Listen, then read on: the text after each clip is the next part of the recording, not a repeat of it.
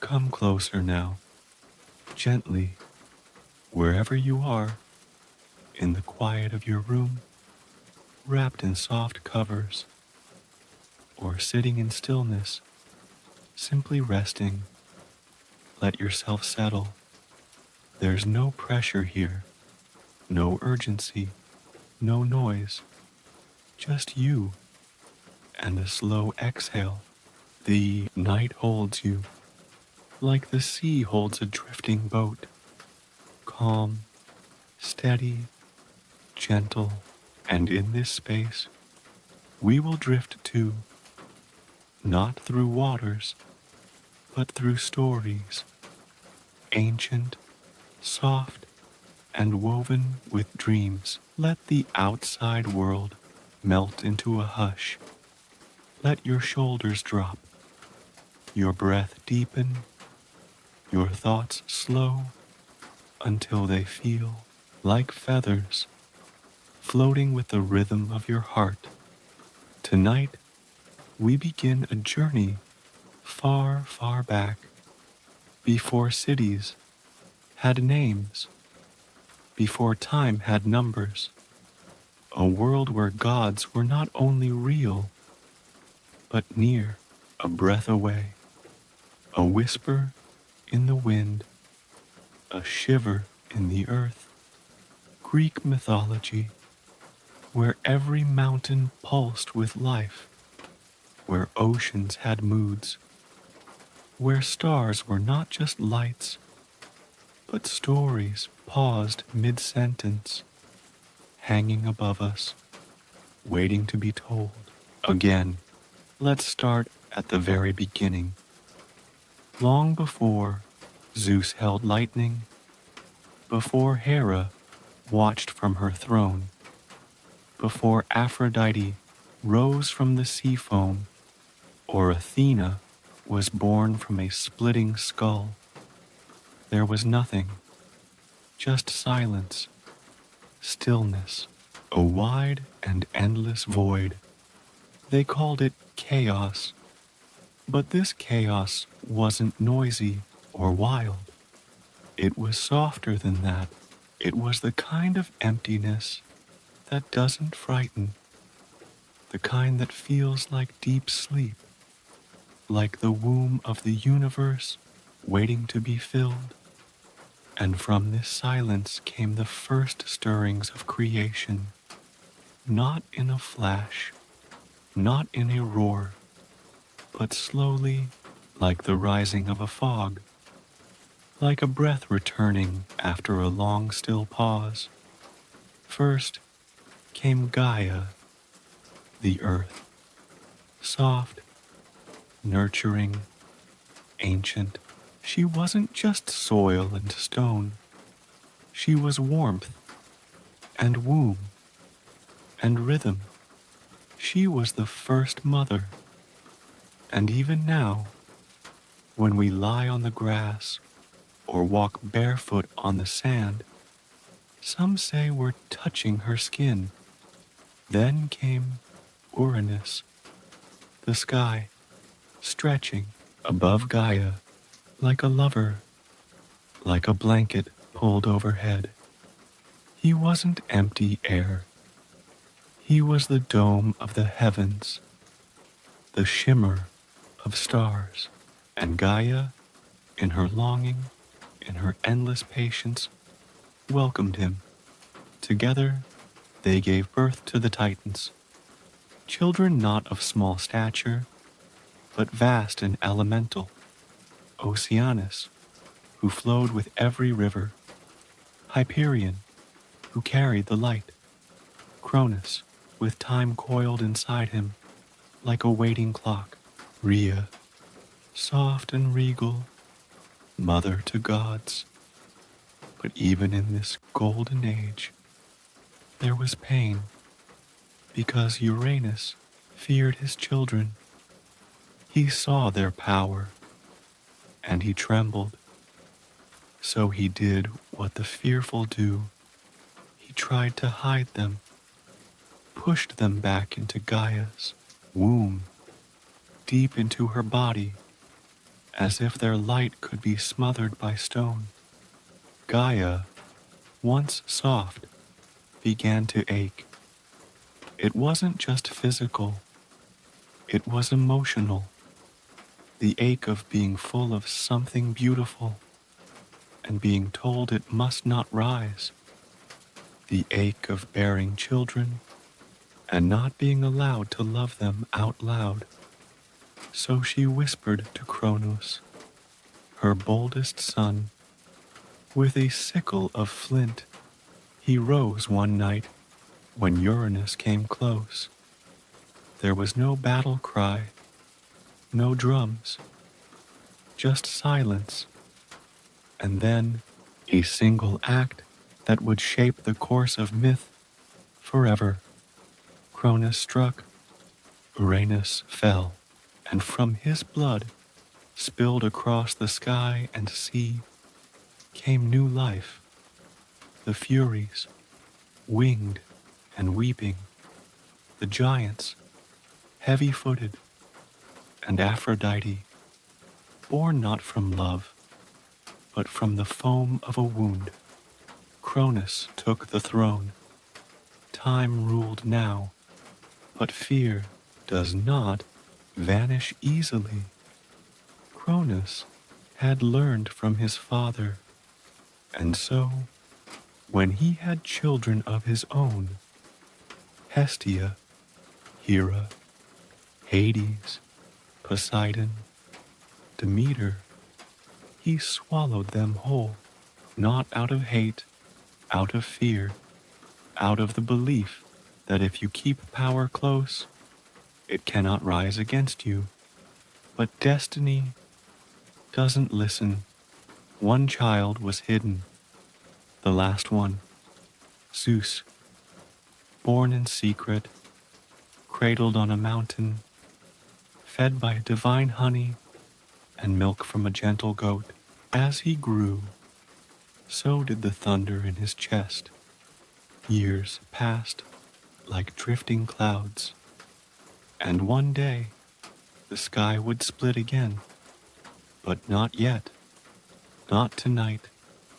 Tonight, we're still at the beginning, where every god was once a child, where love and fear danced in equal measure, where Gaia still breathed underfoot, and the stars still remembered their birth cries.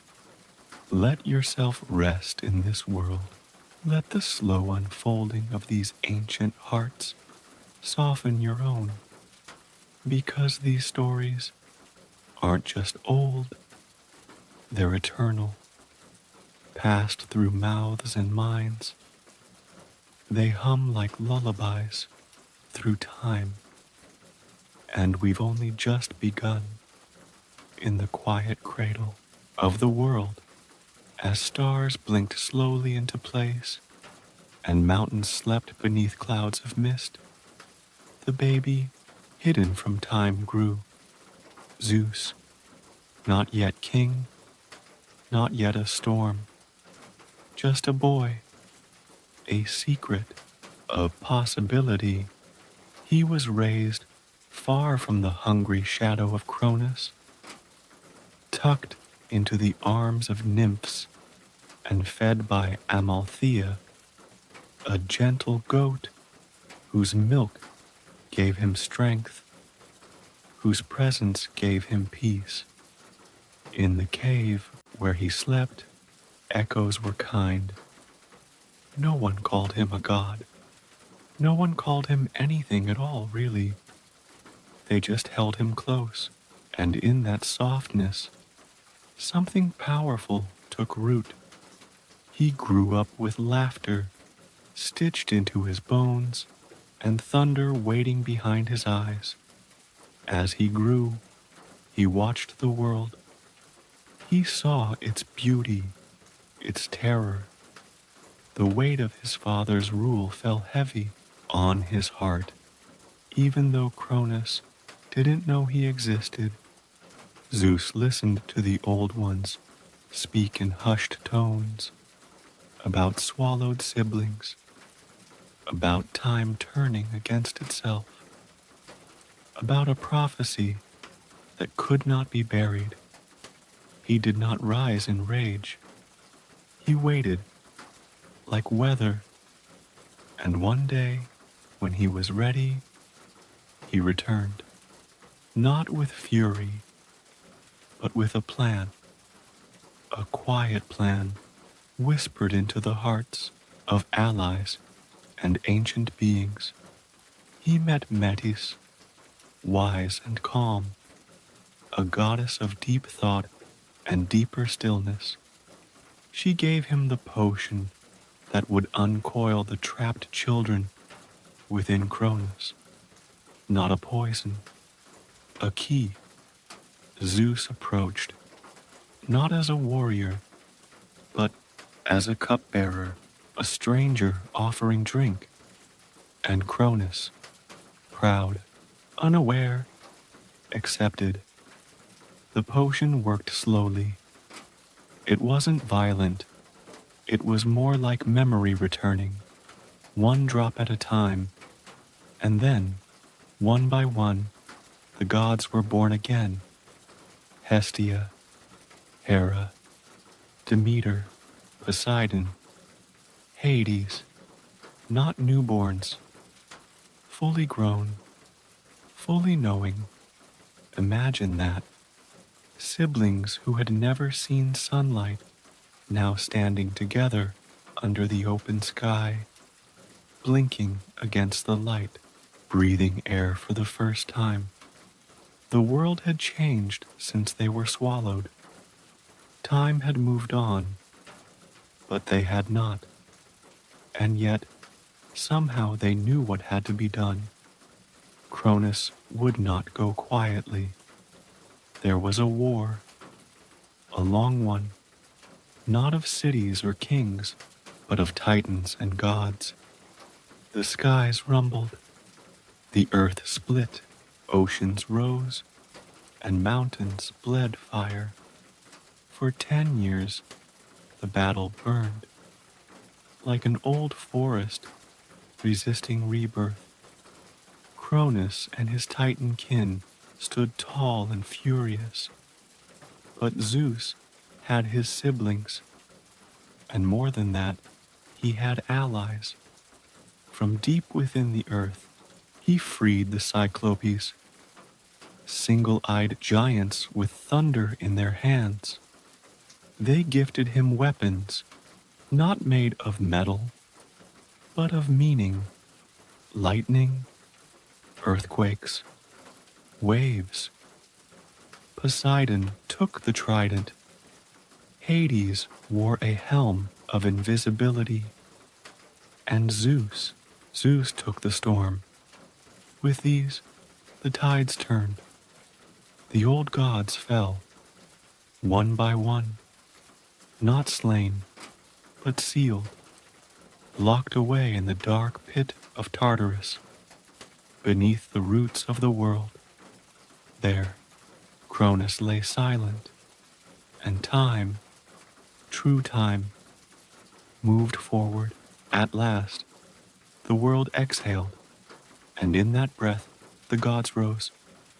Zeus, king of sky and storm. Hera, queen of marriage and might. Poseidon, lord of oceans.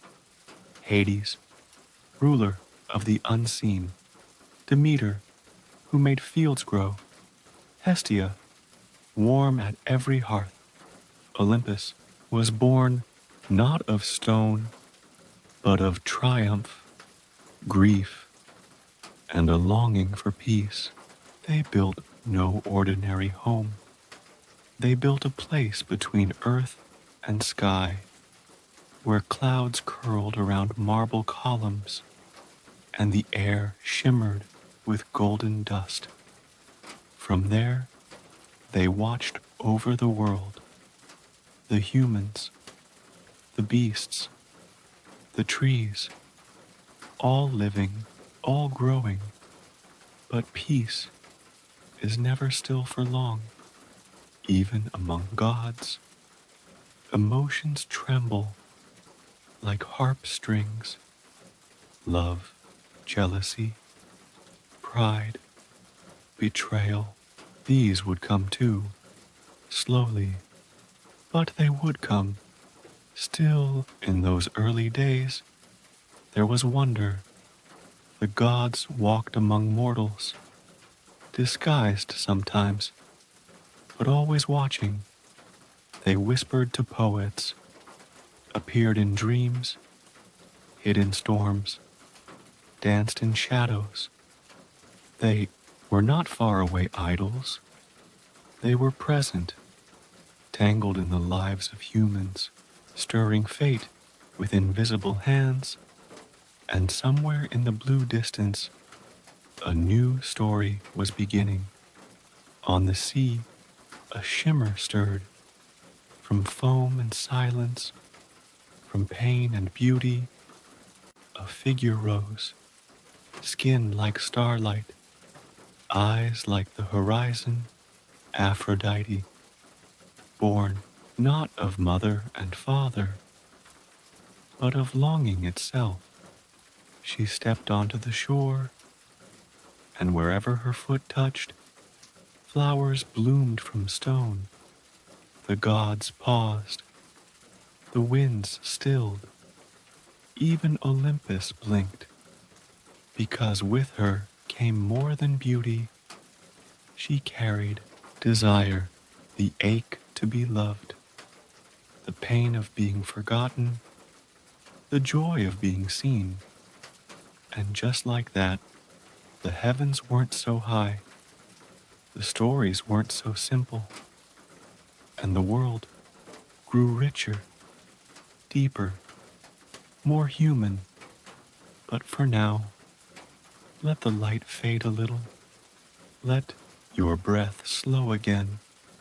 You are not in the past or the present. You are in the pause between words, the hush between stories. You are safe here. Let it all soften. Let the myths settle like stars above your mind. Aphrodite stood on the edge of this sea, her hair cascading in soft waves like the tide behind her. There was no sound, yet everything felt full. The air itself seemed to hum, like the moment before a melody begins. She was not cold. The wind curled around her like a cloak. She was not afraid. The sand beneath her feet felt like memory, old, familiar, tender. She walked slowly, every step a soft bloom, every glance a new heartbeat in the world. The gods watched her, each with their own quiet wonder, some with admiration, others with unease, because love, true love, the kind she would bring, unsettles even the divine. It breaks boundaries. It rewrites rules. Zeus offered her a place among them, high on Olympus, not as a child to be guided, but as a force to be reckoned with. And she accepted, with a smile that felt both ancient and brand new. But Aphrodite didn't belong to Olympus alone. She belonged to the ocean that birthed her, to the breeze that whispered her name in 100 languages, to the hearts of mortals who didn't even know what they were aching for until they saw her. She made them feel things they couldn't explain, longings that curled beneath the ribs, gentle aches for beauty, for closeness, for something unnamed. And so, love spread, not as chaos, but as music. Meanwhile, far from her softness, the gods continued shaping the world. Athena emerged, not from womb or wave, but from Zeus himself, born in armor. From his very head, she arrived with clarity and calm. Her eyes held thought like deep wells, and in her presence, even war felt like something that could be reasoned with. She was wisdom, but not silence, strategy, not cruelty, and her bond with Zeus was different. He trusted her counsel, perhaps because she had come from his mind, not from fear or force. But harmony does not live forever on mountain tops. Below Olympus, humankind began to grow. Small fires flickering in the dark, villages sprouting like spring shoots, and with them came questions. What are the stars? Why do storms come? Who do we thank? Who do we blame?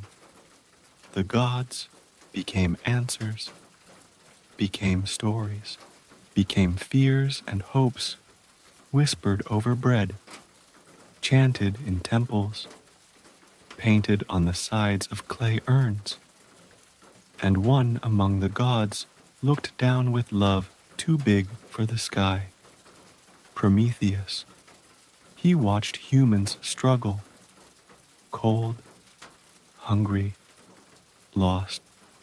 He felt their need, and though he was a titan and not one of the Olympians, his heart beat for them. So he did what no one dared. He stole fire, not just flame, but warmth, light, knowledge. The first spark of defiance. He placed it gently into the hands of mortals, like giving a child a name. They lit their homes. They cooked their food. They shaped tools and stories and futures. And the gods were not pleased, because with fire came more than comfort. It came with questions, with ambition, with the seeds of rebellion.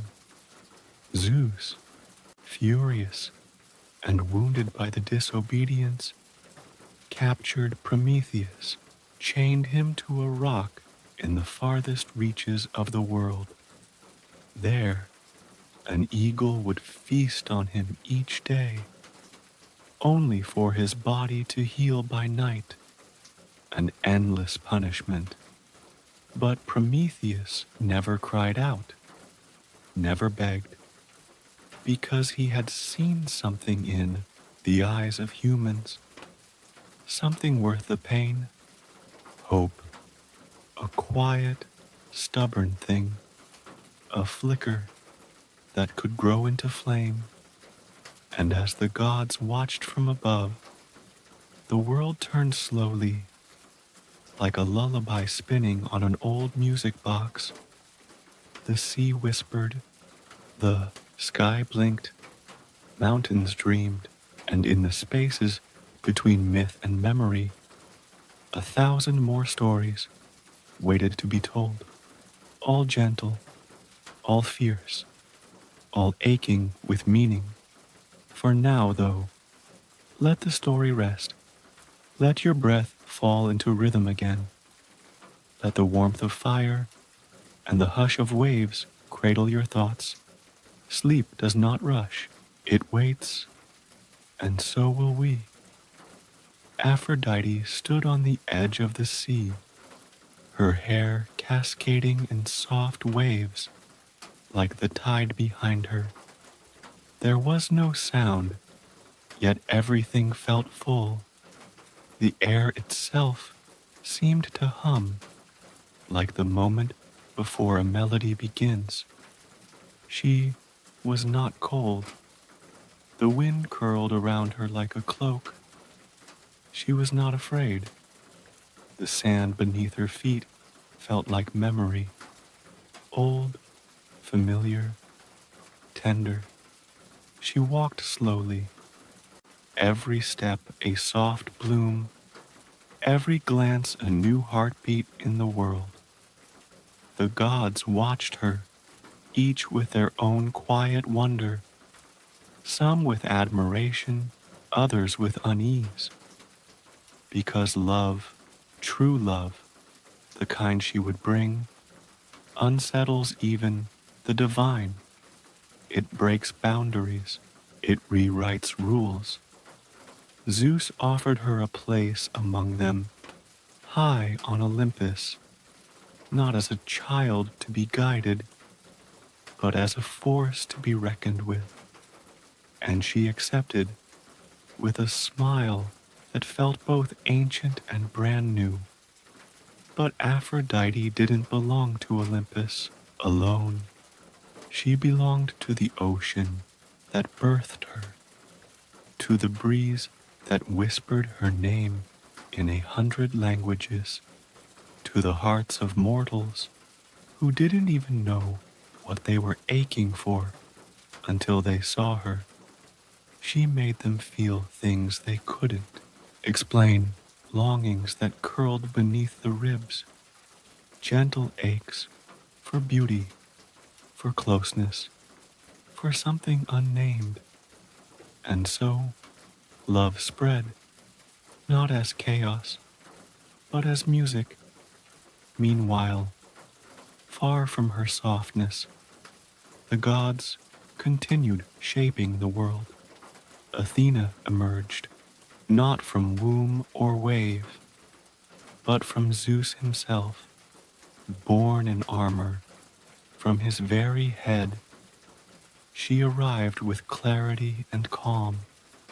Her eyes held thought like deep wells, and in her presence, even war felt like something that could be reasoned with. She was wisdom, but not silence, strategy, not cruelty. And her bond with Zeus was different. He trusted her counsel, perhaps because she had come from his mind, not from fear or force. But harmony does not live forever on mountain tops. Below Olympus, humankind began to grow. Small fires flickering in the dark, villages sprouting like spring shoots, and with them came questions. What are the stars? Why do storms come? Who do we thank? Who do we blame? The gods became answers, became stories, became fears and hopes, whispered over bread, chanted in temples, painted on the sides of clay urns. And one among the gods looked down with love too big for the sky. Prometheus. He watched humans struggle, cold, hungry, lost. He felt their need, and though he was a titan, and not one of the Olympians, his heart beat for them. So he did what no one dared. He stole fire, not just flame, but warmth, light, knowledge. The first spark of defiance, he placed it gently into the hands of mortals, like giving a child a name. They lit their homes. They cooked their food. They shaped tools and stories and futures. And the gods were not pleased, because with fire came more than comfort. It came with questions, with ambition, with the seeds of rebellion. Zeus, furious and wounded by the disobedience, captured Prometheus, chained him to a rock, in the farthest reaches of the world. There, an eagle would feast on him each day, only for his body to heal by night, an endless punishment. But Prometheus never cried out, never begged, because he had seen something in the eyes of humans, something worth the pain, hope, a quiet, stubborn thing, a flicker that could grow into flame. And as the gods watched from above, the world turned slowly, like a lullaby spinning on an old music box. The sea whispered, the sky blinked, mountains dreamed, and in the spaces between myth and memory, oh, 1,000 more stories waited to be told, all gentle, all fierce, all aching with meaning.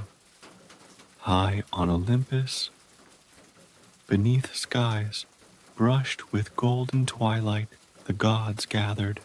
Their voices rose like wind over water, soft, echoing, layered with ancient weight. They spoke not as rulers, but as storytellers. Every word shaped the world below.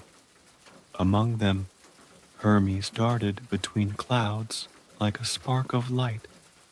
He was born with wings on his feet and a smile that could open doors. He moved through realms, God, mortal, shadow, dream, with equal ease. A trickster, yes, but also a bridge. He carried messages, secrets, and sometimes compassion. Where others held thrones, he held stories, and he listened. He was the first to hear the prayers of lonely shepherds, the whispered thanks of mothers, the worries of travelers lost in the night, and he answered, sometimes with help, sometimes with a riddle, but always with care. Below the mountain, the world was stirring. Men and women built temples, not just to worship, but to remember. Myths were not written down, they were lived, sung by firelight, etched into the sides of the vessels, danced in festivals that smelled of wine and oranges and earth. And in the hearts of mortals, stories were not just stories. They were reflections, mirrors that helped them understand love, war, jealousy, courage. It was this human pull that drew another god into the lives of mortals, one who did not need fire or storm to be feared. Ares, he was not quiet like Athena, not calculating like Hera. Ares was raw, battle made flesh. He walked into war with blood in his teeth and fire behind his eyes. He was the scream before the sword, the silence after it. But even Ares longed for something deeper. He found it in Aphrodite, not in words, not in soft confessions, but in glances that cut deeper than blades. Their love was not gentle. It was a storm wrapped in silk, forbidden yet unstoppable. She, the goddess of love, he, the god of war.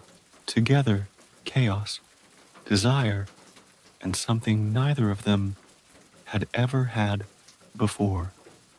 Tenderness, hidden beneath armor. They met in secret, gold sheets, cool nights, hearts loud in the dark. But even gods are not safe from consequence. Hephaestus, Aphrodite's husband, the god of fire and forge, crippled in body but sharp in mind, discovered their affair. He did not rage. He crafted a trap, unbreakable chains of the finest bronze, invisible until it was too late. And one night, as Ares and Aphrodite lay entangled, the trap snapped shut. Hephaestus summoned all of Olympus to witness.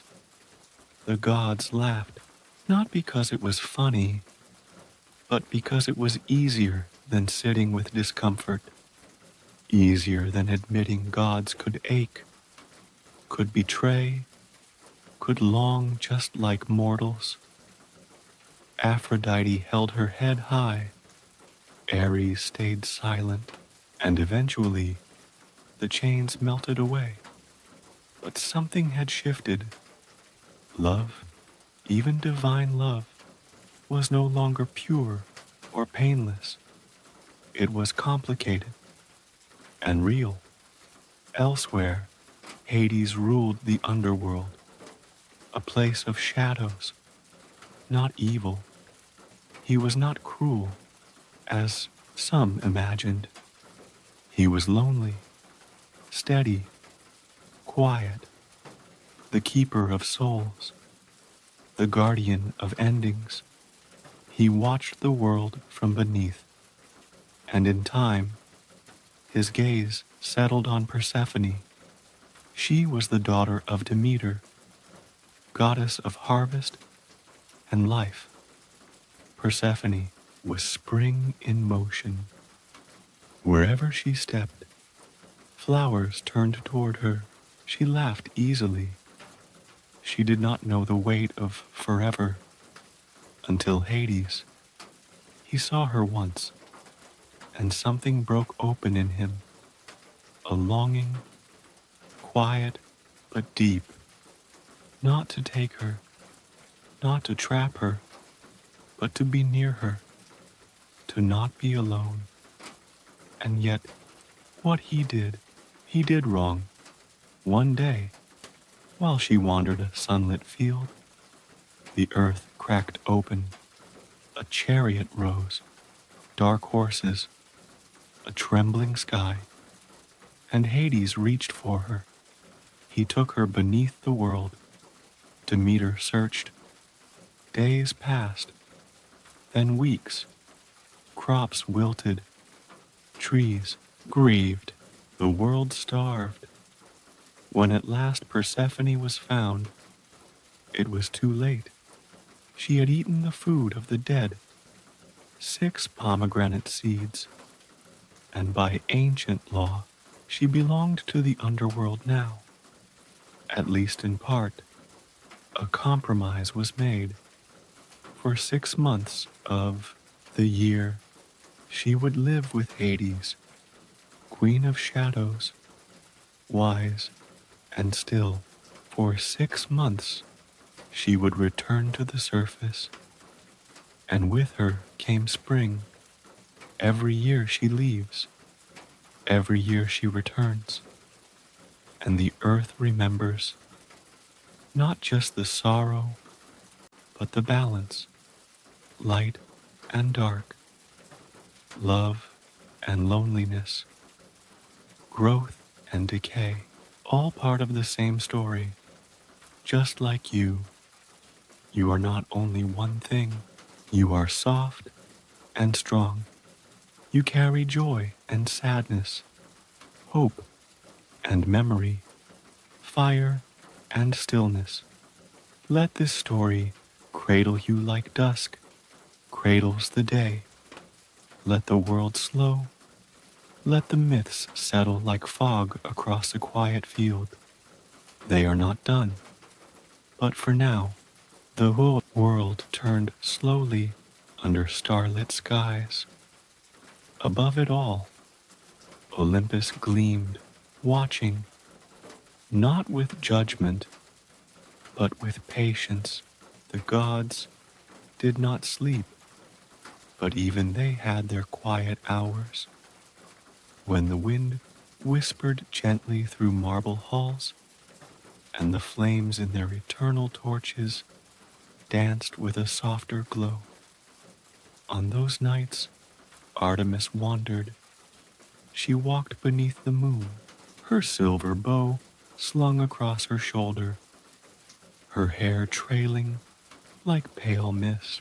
She was the goddess of the hunt, yes, but also of stillness, of silence, of the deep wilderness untouched by fire or city walls. Animals walked beside her without fear. Trees bent slightly toward her, as if listening. She had no throne, no lover. She did not ask for offerings in grand temples.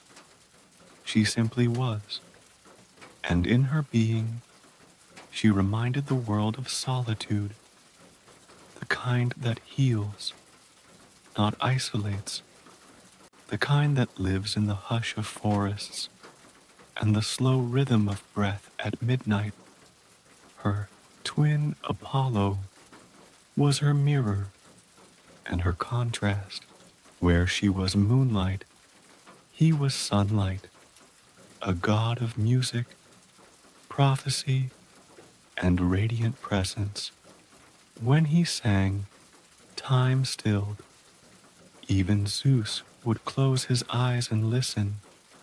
He played a lyre made of golden strings, strung with notes that had once been wind. His voice carried stories, softened grief, and stirred ambition. Mortals loved him, feared him, longed to understand him, but Apollo too carried wounds. Once, he loved a mortal woman named Daphne. She was wild and free, like Artemis, and she did not want to be caught. When Apollo pursued her, not out of cruelty, but out of blinding love, she begged the earth to save her, and the earth listened. Before his hand could reach her, she turned to bark and leaves, a tree, a laurel, her heart still pulsing beneath its surface. Apollo wept, not in thunder, in quiet. He took her branches and wove them into a crown, a way to carry her always, but never hold her again. And from then on, the laurel became sacred, a symbol of victory, yes, but also of love that could not be possessed, love that stayed just out of reach, far across the sea, on an island hidden by mist and wave. Another tale unfolded, a softer one, wrapped in music and sorrow. Orpheus, a mortal unlike most. He could charm rivers to change course, convince mountains to shift. Birds paused mid-flight when he sang. He loved a woman named Eurydice, loved her in a way that made flowers bloom and stars burn brighter. But their joy was brief. Eurydice died, bitten by a serpent, her light stolen too soon. Orpheus did not cry, he sang, and with that song, he did the unthinkable. He entered the underworld, where even gods tread lightly. He sang before Hades and Persephone, and the walls of the underworld trembled. The rivers paused, the Furies wept. Moved by his love, Hades gave him a chance. Eurydice could follow him back, but he must not look behind. Not once, not even for a moment. not until they were both under the sun. He walked, and behind him, soft as a breeze, came her footsteps. But doubt is a cruel thing, and just before the light touched their skin, he turned. Their eyes met for a second, then she was gone, forever. Orpheus did not sing again.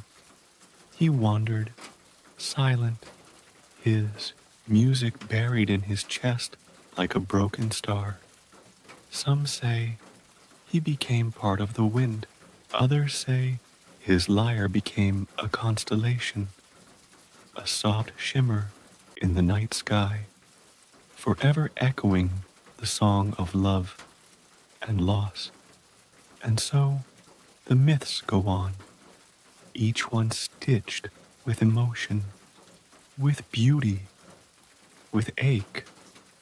They are not just tales of gods, they are reflections of us, our fears, our hopes, our longing to be remembered. Let your breath fall soft.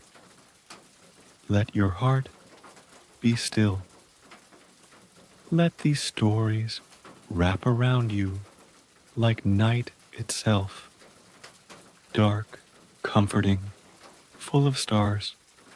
You are not alone. You never were. Time moved like a slow tide over Olympus.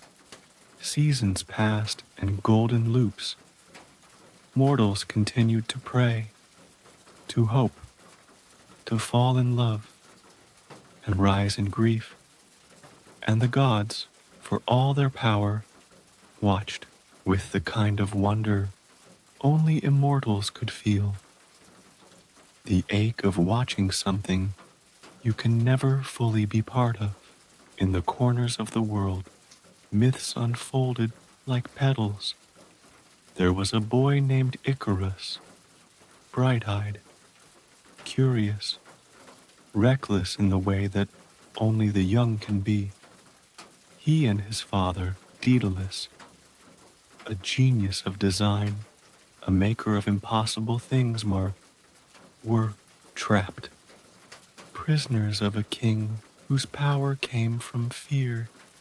Daedalus, ever the craftsman, built wings, not metaphorical wings, real ones, feathers, wax, and hope, stitched together by trembling fingers. He warned Icarus not to fly too high, not to reach for the sun, but freedom is a heady thing. And Icarus, once in the sky, forgot the warning.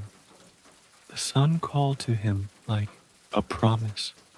He climbed higher and higher until the wax began to melt and the wings began to fail. He fell, not as a punishment, but as a truth. Dreams are powerful, but they are not weightless. His story lives not because he fell, but because he flew. Because for one brief moment he touched the edge of the impossible, and still, farther across the ocean, in the folds of olive groves and sun-drenched courtyards, lived a young man named Narcissus. He was beautiful, so beautiful that mortals and nymphs alike would call his name, chase his shadow, offer him their hearts.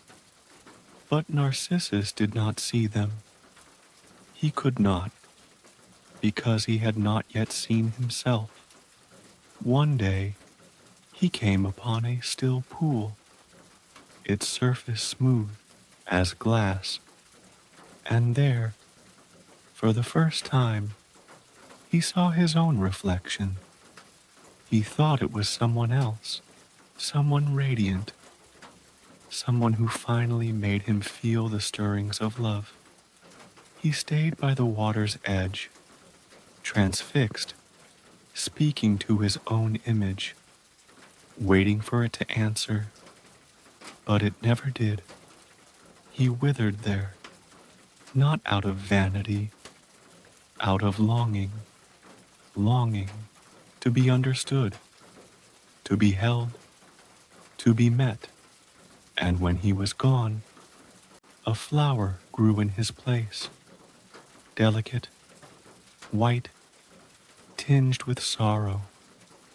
They called it the narcissus. But the gods were not only mirrors of heartbreak, they were also guardians of joy. And sometimes those joys bloomed quietly, without thunder or storm. One such moment came with Hestia. She had no grand myths, no wars, no jealousies, no dramas to fill the sky. She kept the fire in every home, at the center of every hearth.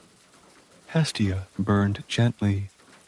She was the warmth in winter, the light in the dark, the scent of bread rising and the hush of voices gathered around a table. She did not ask for worship, she simply remained.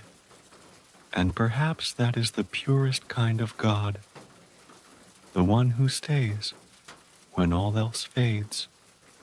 Through her, the world turned not just with glory, but with comfort.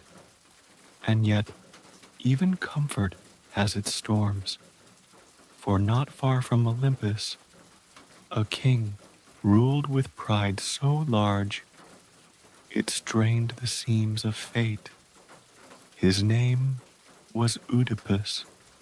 His story, tangled with prophecy and pain, was not one of gods, but of men trying to outstep their destiny. An oracle had spoken that he would kill his father and marry his mother. To avoid this, he was cast away as a baby. But fate is not a path you run from. It is the ground beneath your feet. He grew up unknowing, and in time, the prophecy came true, not because he wanted it, but because he feared it. When the truth was revealed, his mother, heartbroken, lost, took her own life, and Oedipus, overwhelmed by the weight of what could not be undone, blinded himself. But even in darkness, he kept walking. He did not hide from sorrow. He carried it forward, step by trembling step, because that too is part of the myth, not just the fall, but the journey afterward. The gods watched, some with pity, others with pride, because humans, for all their flaws, had something even gods could admire: resilience. They broke, they healed, they remembered, they loved again. And beneath the stars, those stories wove themselves into constellations, reminders that even pain could shine. Now, as night deepens around you, let all these stories of joy and ruin, of love and solitude, soften your breath. Let your heart settle. You're not meant to carry them all, only to rest in them a while. And when you're ready to drift deeper, the world was never still. Not truly. Beneath the oceans, beneath the winds, even beneath the gods, there was movement, slow, ancient, unseen, and in that quiet motion lived the stories no one dared to speak loudly. Stories like the tale of Medusa. She was not always the monster people remembered. She had once been a maiden, beautiful in a way that was human, soft, and curious, a priestess of Athena. Her days were spent in devotion, in peace, in the hush of temples, and the rustle of robes on marble floors. But the gods were not always kind.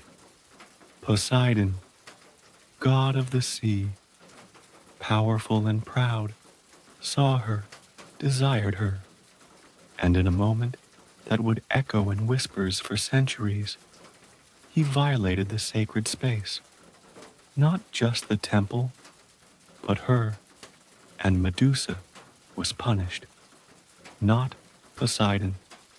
It was Athena who transformed her, not out of rage, but perhaps out of sorrow, twisted into something cold. Her hair became snakes, writhing with pain.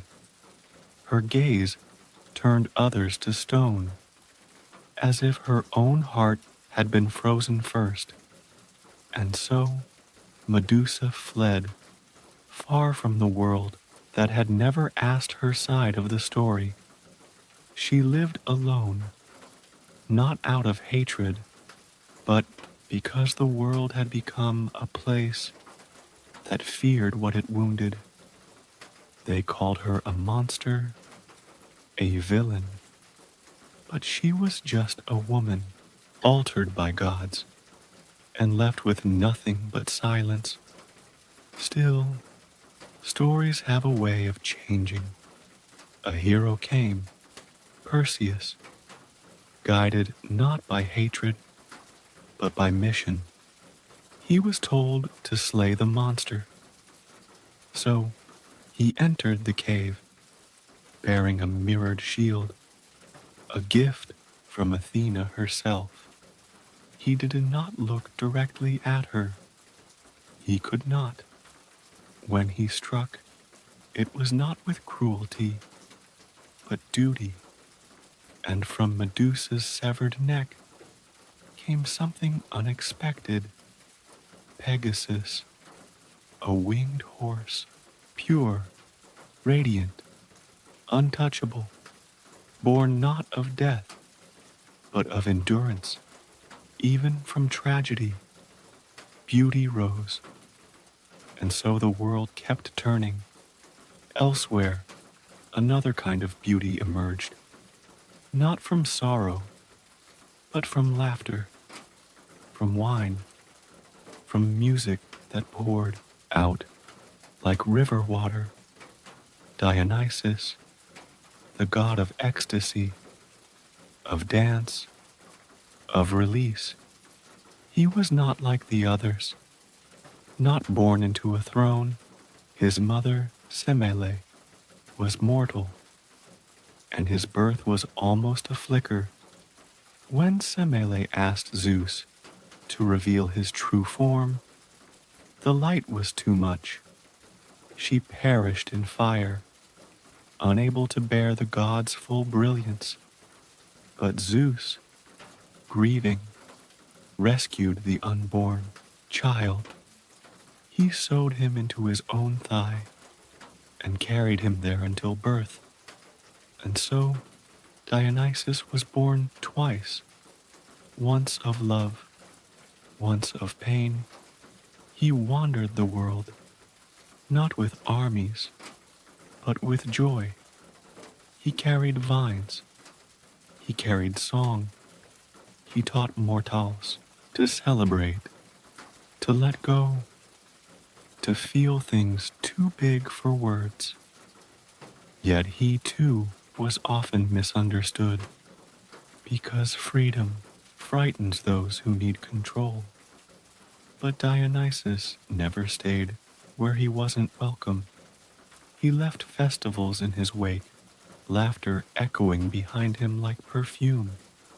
And some say that in dreams, when the world feels too tight, he comes again, whispering through music, reminding us that life is not only survival, it is celebration.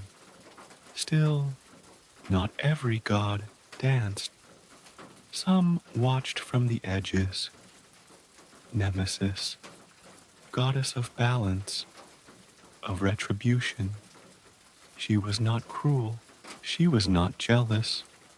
She was fairness. When pride grew too large, when mortals or gods tipped too far toward arrogance, she came not to punish, but to restore. She walked softly, but her presence was felt, like a scale returning to center, and in the stillness of her gaze, those who had wandered far from humility often found themselves quieted. In her own way, she was love too, a love that does not flatter, but grounds. And as the myths deepened, so did the mortals' understanding of the gods, not as perfect beings, but as mirrors.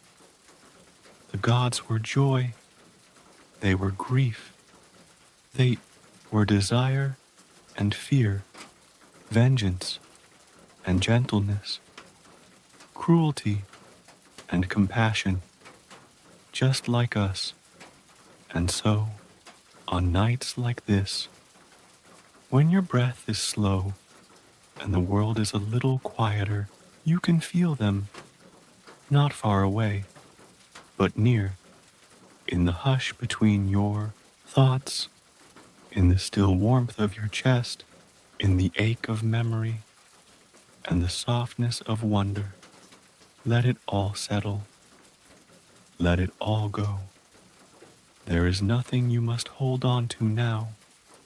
Only this moment.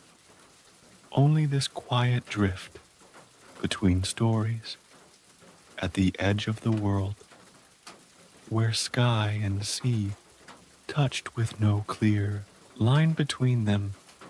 There lived a man whose cleverness rivaled the gods. Odysseus, not a god, not a titan, just a man with a restless mind and a heart that could not forget home.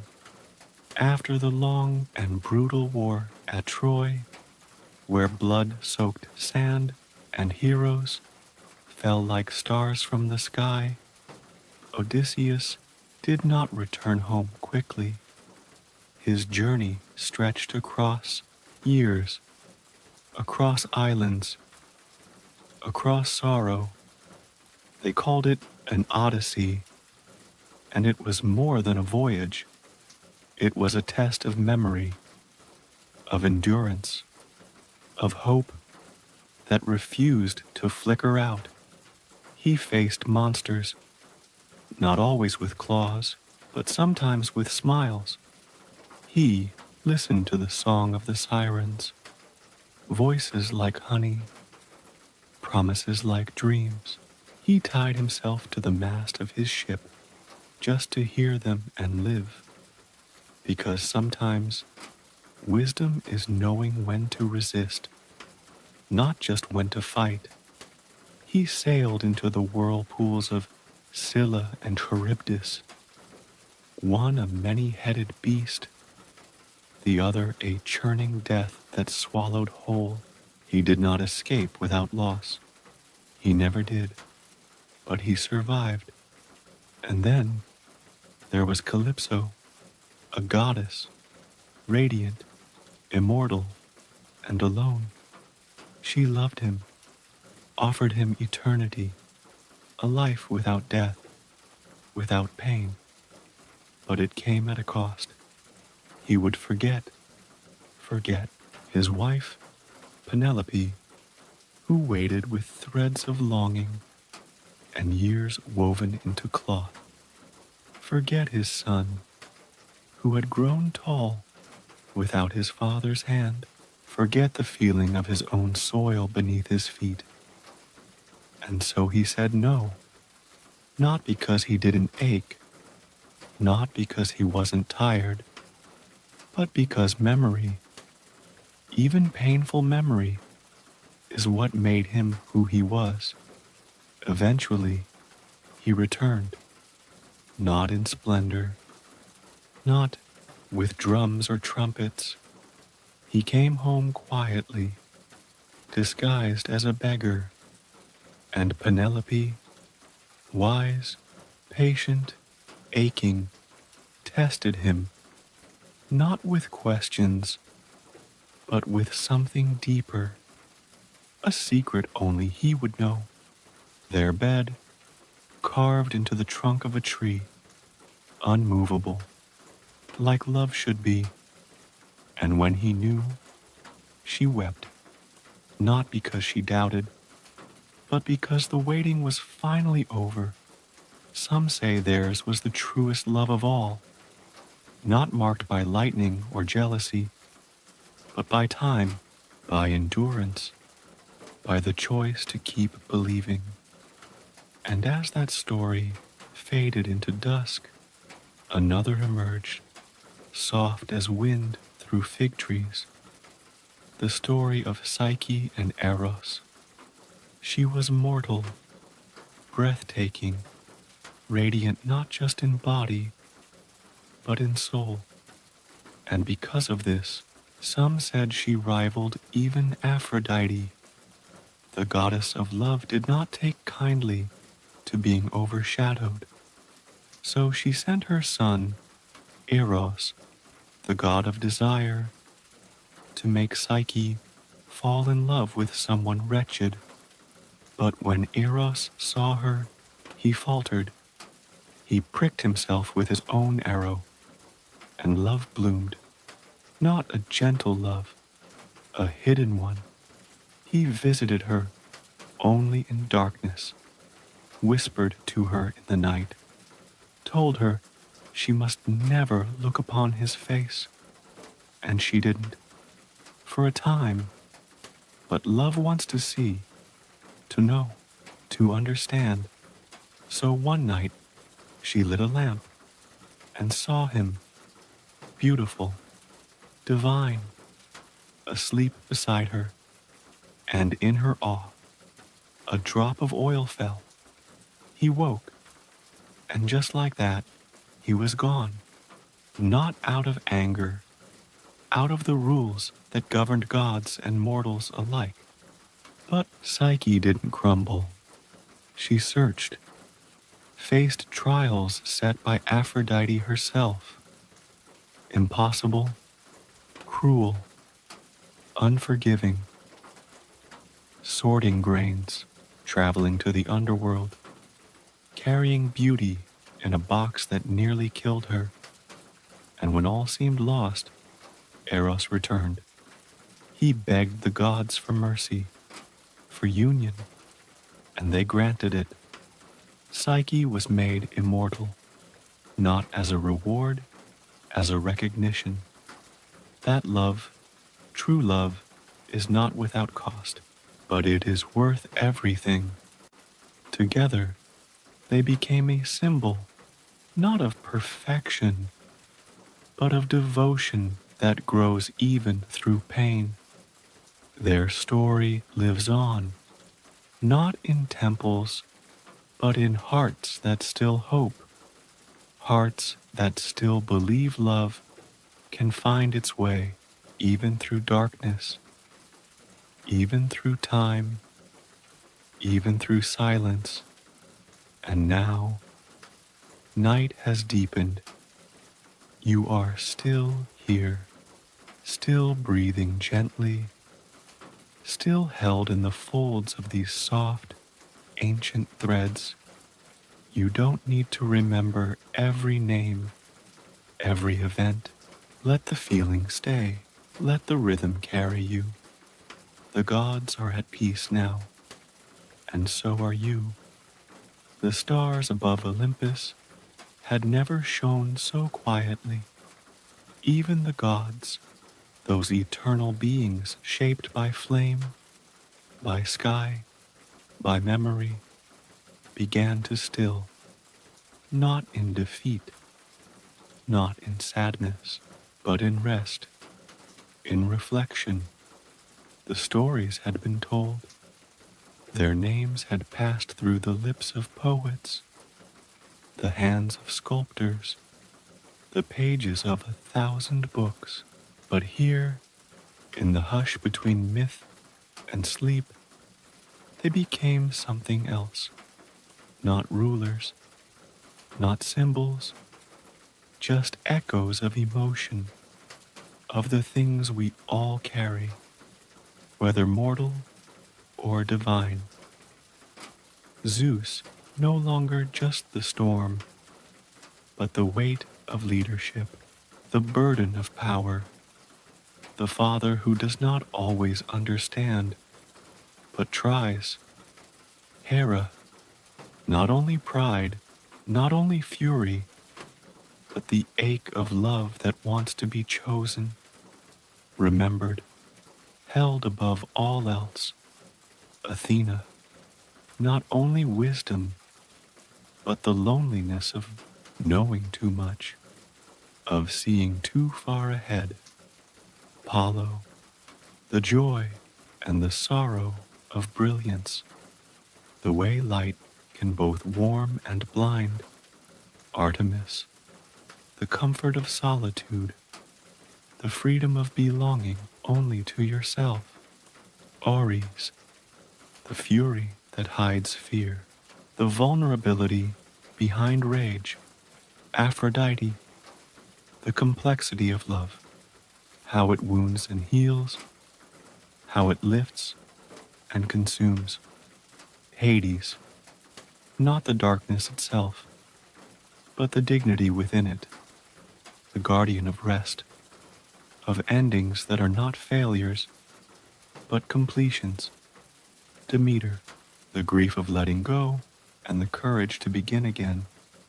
Persephone, the choice to hold both worlds in your hands, to be both spring and shadow, to rise and return. And Dionysus, the laughter that follows tears, the joy that says, even in sorrow, you are allowed to dance. These were gods. Yes, but they were also us, not because we are divine, but because we are human. And humanity holds everything: love, fear, longing, memory, desire, forgiveness, all the myths, all the monsters, all the magic. They live inside us still, in the way we speak to ourselves when no one else is listening, in the way we chase something without knowing why, in the way we break and rebuild and try again. So now, as the last threads of a story loosen gently around you, breathe, let your shoulders release, let your thoughts soften like waves returning to sea. There is nothing to do, nothing to prove, only this moment, only this quiet. Let the gods go now. Let them return to their mountain, their temples, their stars.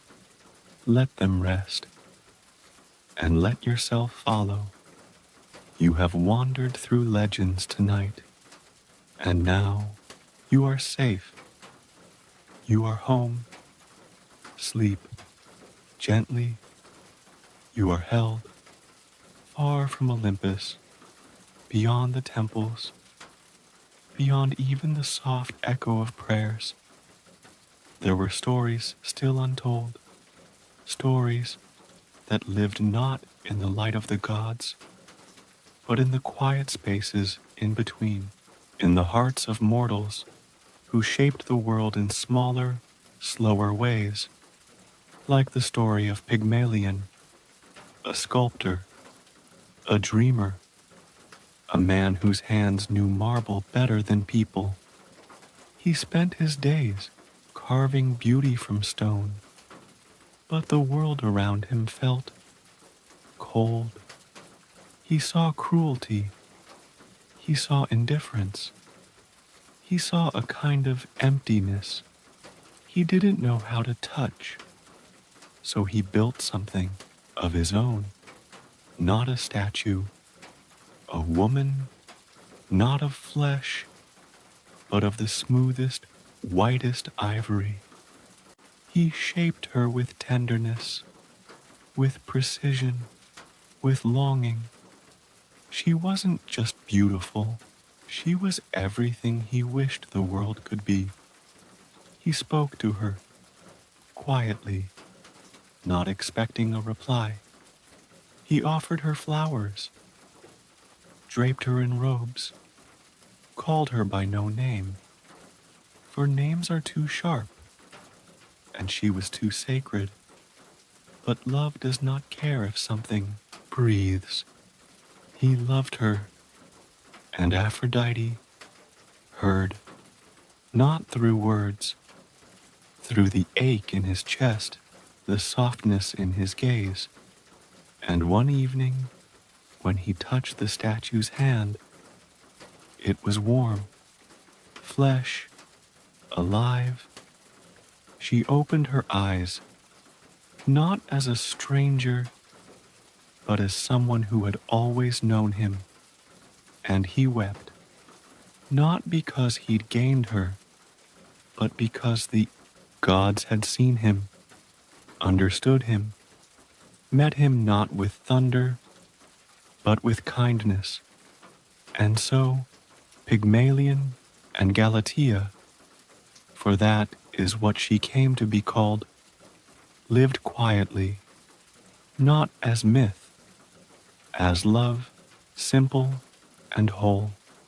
Not far from that tender story, another unfolded, much darker, much deeper, the tale of King Midas, a man with everything, but everything is never enough. When fear whispers that it could be taken, so when offered a gift, any gift, he chose gold, the ability to turn all he touched into it. At first, he rejoiced. Roses became treasure, stones became wealth, even water shimmered into metal. But then came hunger, thirst, the hand of his daughter reaching for him and freezing into brilliance, forever still. Gold does not embrace you. It does not smile. It does not speak. He begged to undo it, not for his fortune, for love, and he was forgiven. But Midas remembered, and some say he never touched gold again, because some gifts are not gifts at all.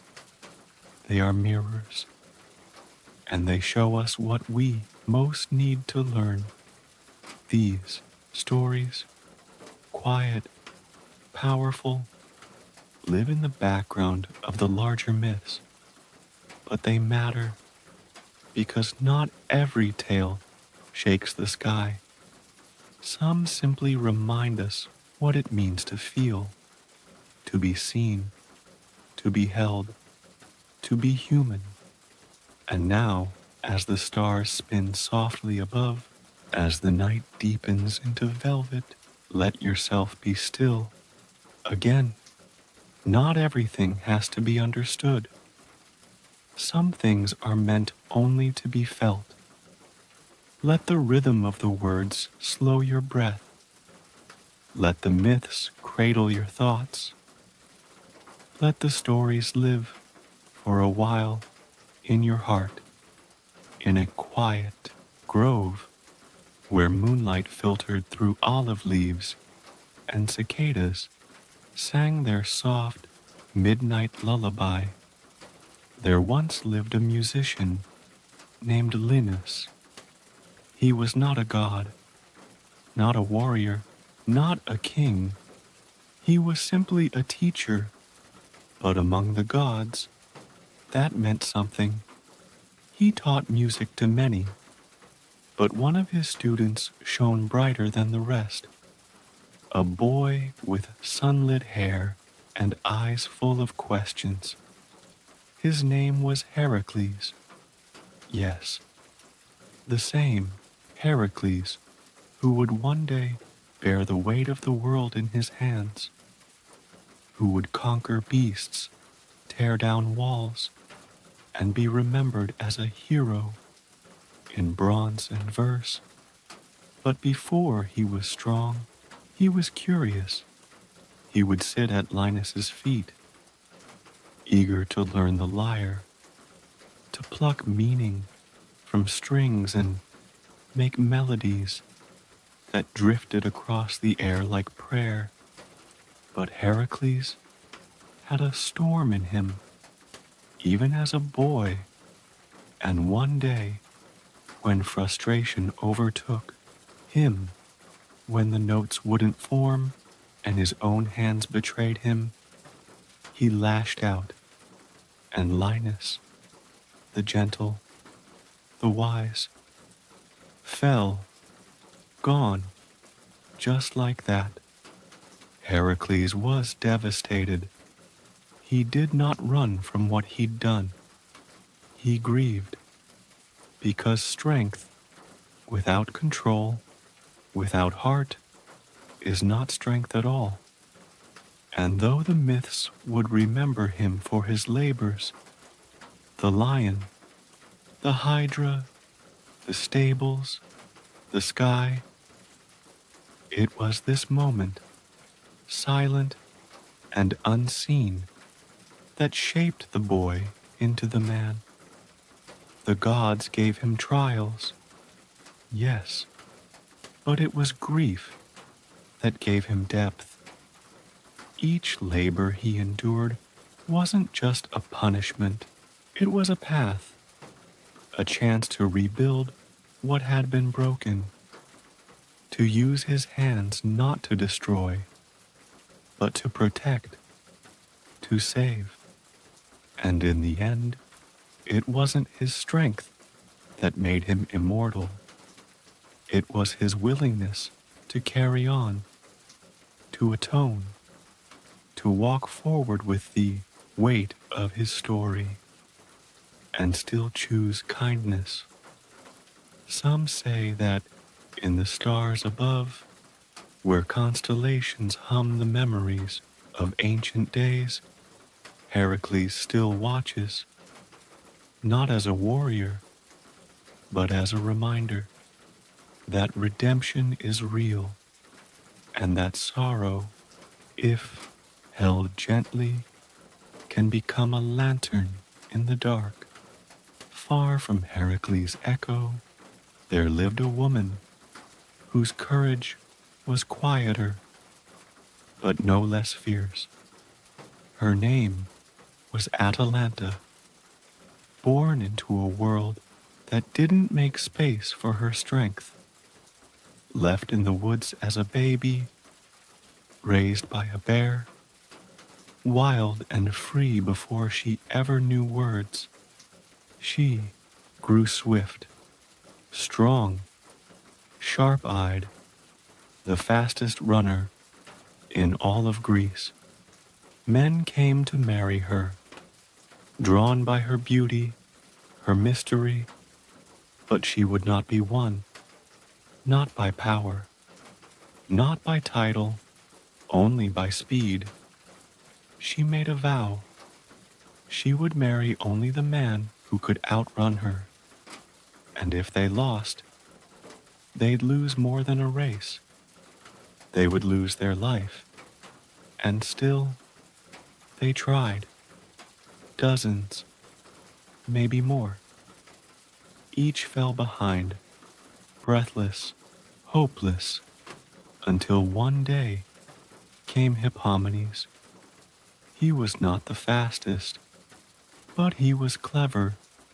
With the help of Aphrodite, he brought golden apples, glowing, irresistible, and as they ran, he dropped them one by one, not to stop her, but to tempt her, to slow her, and though Atalanta fought it, though she hated distraction, she paused, just long enough. He won, but it wasn't triumph, it was tenderness. He didn't claim her. He knelt, and she smiled, for once, not because she was strong, but because she had been seen, not as a prize, but as a person. Their love didn't roar. It grew, slowly, softly, and when you run fast for too long, softness is everything. So let the rush fall away now. Let your own breath be slow. Let the stories curl around you like autumn fog. You've heard of gods and monsters, warriors and queens, but the truest thread running through them all is this: they longed, just like you, and in their longing, they lived in a faraway corner of the Greek world, where the hills rolled like the backs of sleeping giants, and the air smelled of thyme and salt.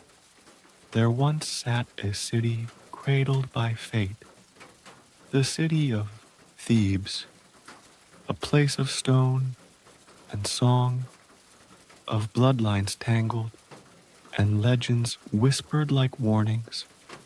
It was there that a boy was born, a boy fated to rise and fall and teach the world that even prophecy cannot chain the human heart.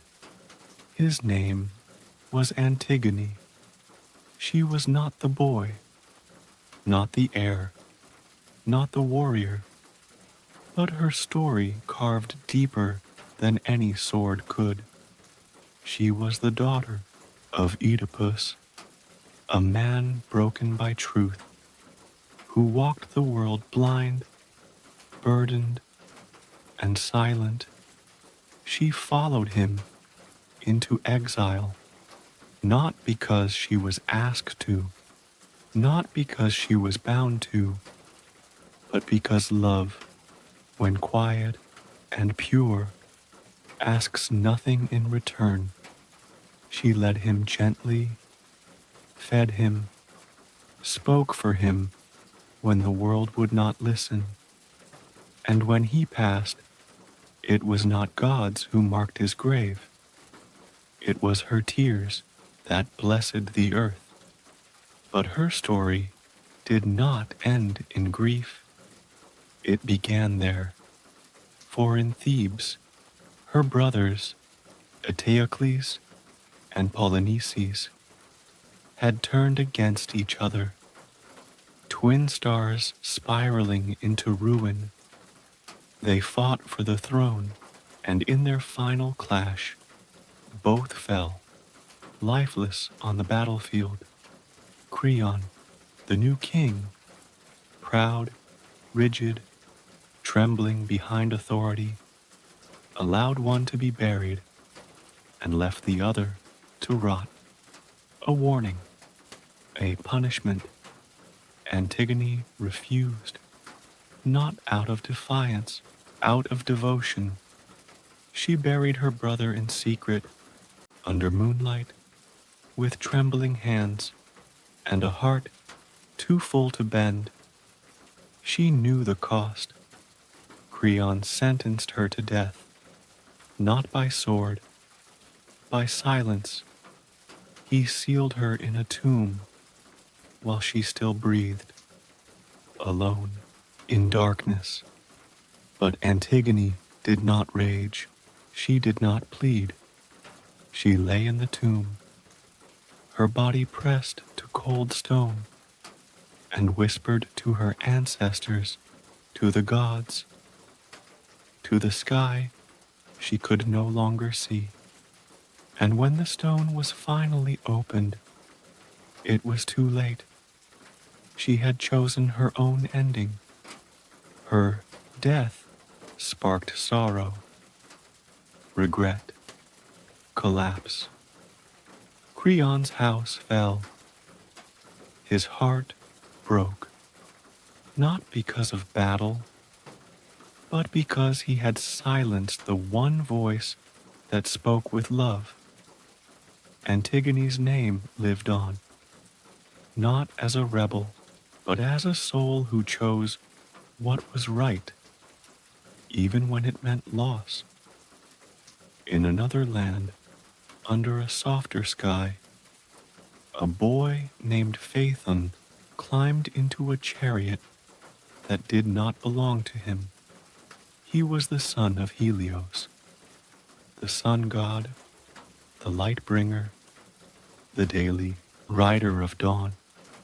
But Phaethon did not feel like a son. He doubted. He longed to prove himself, to see the world from above, to feel worthy. So he begged his father to let him ride the chariot of the sun just once. Helios, bound by his word, gave in, and Phaethon rose. The reins shook in his hands.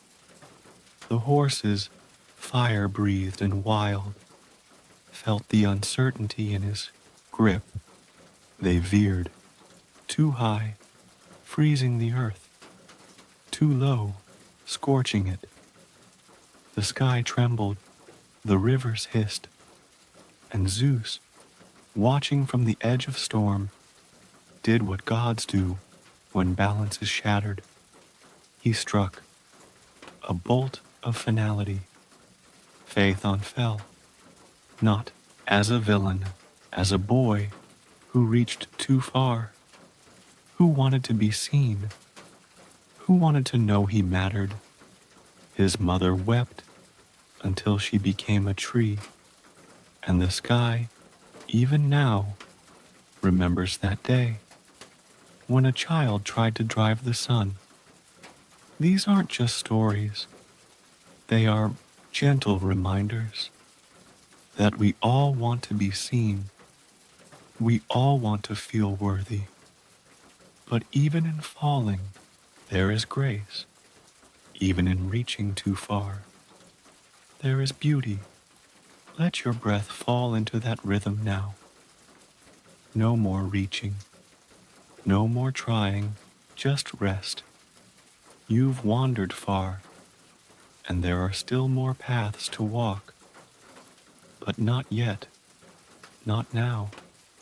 Beneath the shade of Mount Helicon, where spring water sang over smooth stone and wildflowers clung to the roots of elder trees, there lived 9 sisters, not mortal, not quite divine either. Let Olympus be still. Let the myths soften into memory.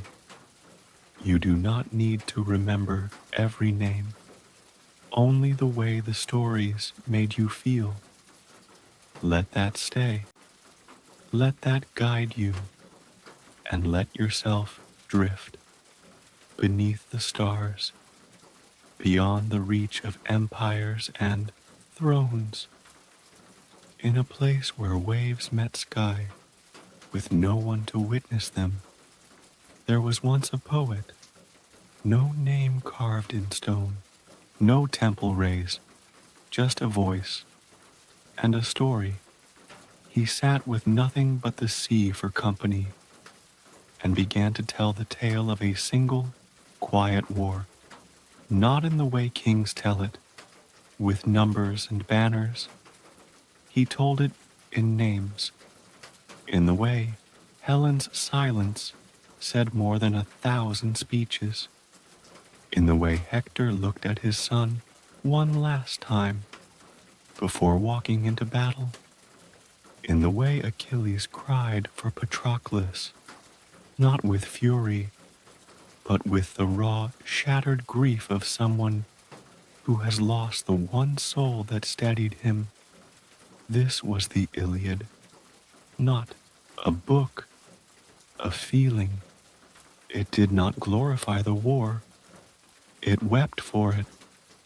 The gods were there, of course they were, bending fate, tilting balance, pushing heroes toward ruin and glory.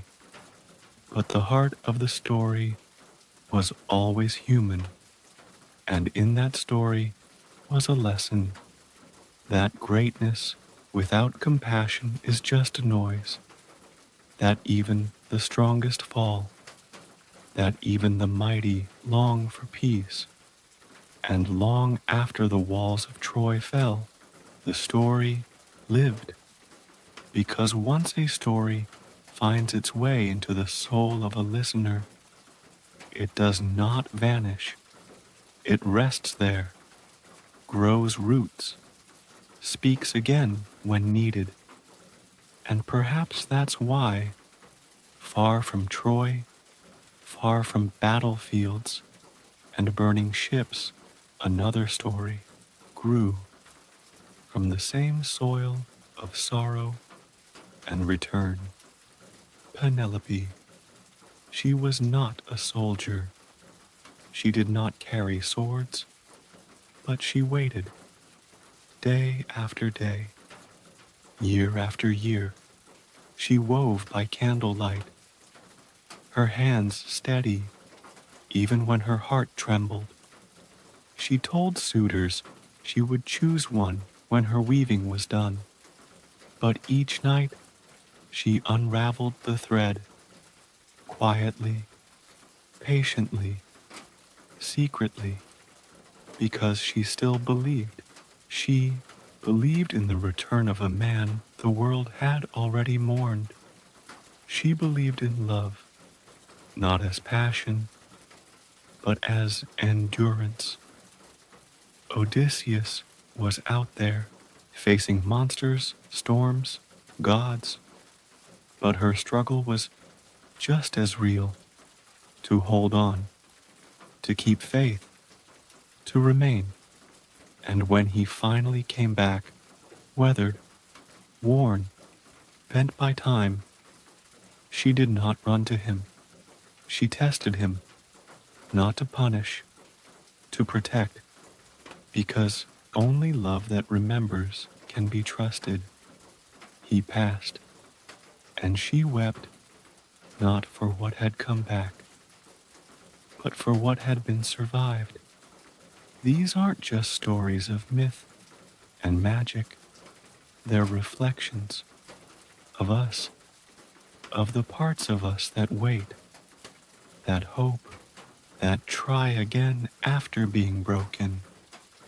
Let that truth settle around you now, like a warm blanket pulled up to your chin. You are not waiting alone. You are part of something old, something soft, something sacred, a thread still unbroken, a name still remembered. Let your heart be quiet now. Let your breath fall into rhythm with the sea. There are no battles tonight, only stillness, only sleep. In the cradle of night, when the sky stretches open and time slows into breath, there is one story still waiting to be told, not of battles, not of kings, but of the stars themselves. The gods, for all their power, could not stop the passing of days, but they could write memory into the heavens, and so they did. Each constellation, a name remembered, a wound honored, a love that did not end, even when the body did, like Orion, the hunter. He was strong, yes, brave, a companion to Artemis, goddess of the moon and wild woods. Together, They ran through forests, their feet soft against moss, their laughter caught in the leaves.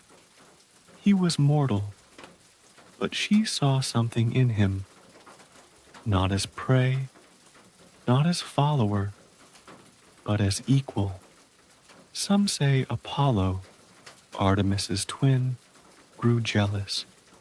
He tricked her, pointed to a dot far out in the sea, told her it was a boastful stranger, a threat, and so she fired her arrow. True, swift. When she reached the shore and saw the body floating, still and familiar, she fell silent. The forest went quiet that night, and to remember him, not for his death, but for his light, she placed him in the sky. Now he walks the heavens still, bow in hand, belt shining. Each winter night you can look up and see him, not as a loss, but as a presence that never fades. And near him, the Pleiades, 7 sisters, daughters of the Titan Atlas, who held the sky on his shoulders. They were chased by a hunter, fleeing, always, crying out. Zeus, moved by their fear, lifted them into the sky, a cluster of stars so soft, so faint, yet always there. They shine in groups, never alone, never loud, just together, even now, when sailors are lost at sea, or wanderers look skyward in doubt. It's the Pleiades they find first, small, gentle, unmoving, a reminder that even the quietest stories can guide us home. And then there's Andromeda, a princess chained to a rock as a sacrifice for a monster sent by Poseidon, a punishment for vanity not her own. She did not scream.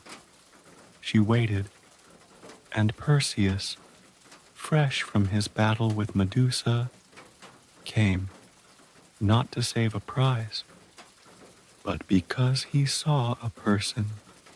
He freed her, married her, loved her, not as a trophy, but as a partner.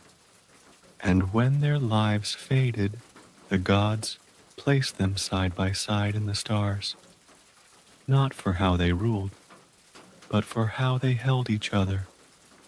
All across the sky, stories like these remain, not loud, not burning, but constant, because the gods knew, in the end, stories would outlast them. And when the fires on Olympus dimmed, when the last temples crumbled into dust, the stars would still speak. And if you listen now, really listen, you'll hear them in the hush between your breaths, in the space behind your thoughts, not words, but feelings, familiar, ancient, soft. You are not small beneath the sky. You are part of it, a stitch in the great quilt of myth and memory. Rest now. Let the stars keep watch. Let your dreams drift upward, where the gods once walked, and now only stories remain. There is a tale the wind carries softly, too softly for cities to hear. A story older than stone, older than even Olympus. A story of a thread, a spindle, and the quiet breath between fate and choice. The Moirai, the Fates, 3 sisters who did not shout or thunder, They whispered they were not goddesses of war or sea or love. They were weavers. Clotho spun the thread of life. Every soul, every being, born from her hands. She held the beginning. Lachesis measured it. With quiet fingers, she decided how long the thread would stretch, how far a life would go, what it might hold. And Atropos, small, still, and eternal, cut it, not with cruelty, not with anger, simply because every story has its close. They did not ask permission. Even Zeus respected their thread. Even the gods could not sway the sisters once the wheel began to turn. But the Moirai were not cold. They understood something even the gods sometimes forgot, that the value of a life wasn't in how long the thread stretched, but in how it shimmered while it was held. They saw every moment, the child's first laugh, the hush of lovers holding hands for the first time, the soldier burying his sword, not out of defeat, but of peace. They remembered the small things, because the thread is not made of grand gestures. It is made of mornings, of eyes meeting, of forgiveness whispered in the dark. Some feared the fates, but those who listened came to understand that life is a tapestry, beautiful because it ends, sacred because it cannot be unraveled. And somewhere, sitting beside them, not a fate, but a friend, was Ananke, necessity. She did not speak often, but when she did, the stars listened. She did not create fate. She reminded the world why it mattered. She showed that some things, like kindness, like truth, are not choices. They are needs, not rules, roots. And so she sat, her presence soft as breath, watching as the thread moved through fingers and time. The gods had temples, the mortals had songs, but the fates had silence. And from that silence came every life that ever was. Yours too. When you were born, Clotho spun. When you first laughed, Lachesis measured with wonder, and Atropos, she waits, not with fear, not yet. She is not near, but one day, as gently as the tide pulling away from the shore, she will reach for the thread, and when she does, she will smile, because by then the thread will shine, worn, perhaps, frayed at the edges, but glowing with memory. And that is all the gods have ever wanted. Not worship, not fear, just for your story to be lived fully. Let that settle now. You are not rushed, not lost, not late. You are exactly where you were always meant to be, held gently in the hands of time. Close your eyes. Let the thread rest, and let your soul feel the peace of being known. When the world was young, and the gods still walked beside mortals in plain sight, there came a question none could answer, not even the fates, not even wise Athena. What happens to a soul after it leaves the body? Not the flesh, not the memories others hold, but the soul, the whisper of self, the echo of longing, the flicker that says, I was here. And so, the gods created a place, not of fire, not of punishment, but of quiet, the underworld, not beneath in shame, but beneath in stillness, where things are soft and slow and no longer need to be anything except what they are. At its gate stood Cerberus, a dog with 3 heads, each watching a different direction, past, present, and what lies just beyond the Au veil. He did not snarl, he did not chase, he waited, he guarded not to keep souls in, but to keep noise out, because the dead do not need the chaos of the living. They have their own peace to find, and deeper in the river Styx flowed, black as night, still as sorrow. It was not a place to drown, but a place to remember. Every soul had to cross it, and for that they needed a coin, placed on the tongue, or the palm, or the chest, by someone who loved them, a simple offering, a way of saying, you mattered. Charon, the ferryman, rode silently, his hands calloused, his face hidden. He did not speak. He did not judge. He simply took you across. And on the other side, the land unfolded, wide, gray, endless. Some souls wandered, some rested, some relived their happiest moments in soft, unhurried loops. This was not heaven. It was memory, a place not for reward, but for release. But there was more. Elysium, a field, a breeze, light without source, joy without reason.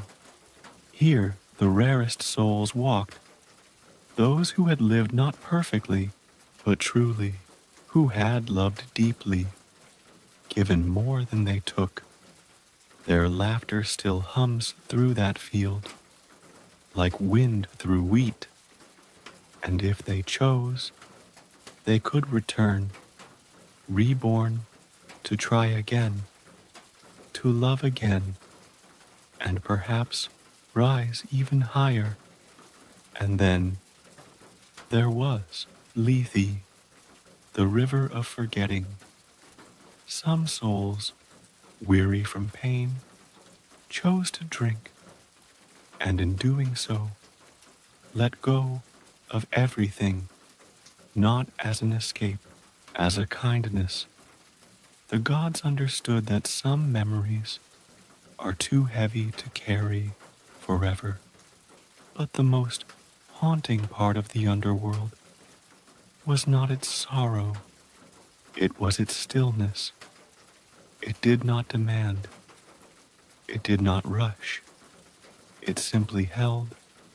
It held every story, every goodbye, every song that was ever sung softly, just once, by someone who thought no one heard. And Hades, the keeper of this realm, did not smile often, but he listened. He knew that grief was not a punishment, it was proof of love.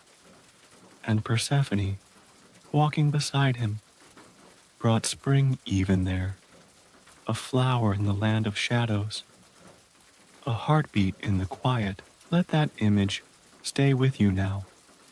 Not death, not darkness, but calm, but hush. You are not lost. You are remembered. You are part of the long, gentle line of those who came before, who lived, who loved, who dreamed, and who rest now in peace. Let your body soften. Let the weight fall from your shoulders. There are no gates here, only light, only quiet. In the beginning, before temples, before oaths, before even the names of the gods were spoken, there was a song. No words, no melody, just a hum, soft and ancient, carried on the breath of the world itself. And from that hum came Nyx, night, not darkness as fear, darkness as comfort, the first mother, the soft veil between chaos and order. She moved through the void like mist across still water, calm, quiet, complete. She was not born. She simply was. Even the gods whispered her name with reverence. Even Zeus, Lord of Thunder, stepped lightly in her presence. Nyx gave birth not with pain, but with silence, to Moros, doom, not as punishment, but as destination, to Hypnos, sleep, gentle and deep, to Thanatos, death, quiet and unyielding, not cruel, just final, to the Hesperides, who guarded golden fruit on the edge of the world, to the fates, to the dreams, to every soft shadow that moves when the light begins to fade. She was not evil. She was balance, because the world cannot glow forever. Even fire needs rest. And so Nyx wrapped the sky each night, not to steal the light, but to let the stars be seen, to let sleep come, to let hearts slow. Her son, Hypnos, drifted quietly beneath her wing. He carried no weapon or no crown. He only touched your eyes with the gentlest hand, and sleep would come, not forced, welcomed. He lived near the river Lethe, where memories float like petals. Sometimes he would scoop one, a fragment of a dream once forgotten, and place it inside the mind of someone lost, not to confuse them, to comfort them. He gave us dreams not to deceive, but to remind us what we still carry: love, fear, hope, desire. He is here now. If you listen, in the slowing of your breath, in the warmth gathering behind your eyes, he is not far. And Thanatos, too, his twin, waits, not as a villain, but as a promise kept. He does not chase. He does not take. He arrives only when it is time. And even then, he comes without sound, like a last breath that doesn't hurt, like sleep that does not end. He does not wear black. He does not carry a scythe. He carries peace, and Nyx watches them both. She does not intervene. She holds the sky still, so they can do their work, because in the quiet of night we remember what we are made of: softness, breath, dust, and wonder. Let yourself rest now. Let the hum of the first mother wrap around you like cool night air. You're not alone. You are not lost. You are part of something vast and ancient, something that began long before fear and will last long after worry. Sleep, drift, return to that hum. Before there were cities, before the sky was mapped or the seas were named, there were the Titans, not the gods you've come to know.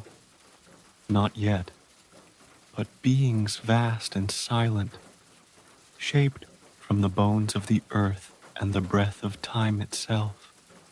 They did not rule in palaces, they were the world. Oceanus, the great river that encircled everything, not a god of the sea. He was the sea, endless, unmeasured, dreaming in blue. Coeus, whose thoughts reached the stars before there were names for them, the mind behind the heavens. Creus, Hyperion, Iapetus, each one of force, not of personality, but of presence.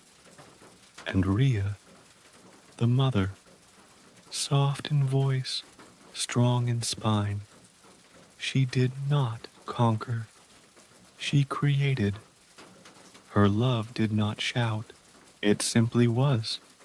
She bore the children who would one day rule Olympus, not with joy, but with aching necessity. Because Cronus, her brother, her consort, feared prophecy more than he loved her.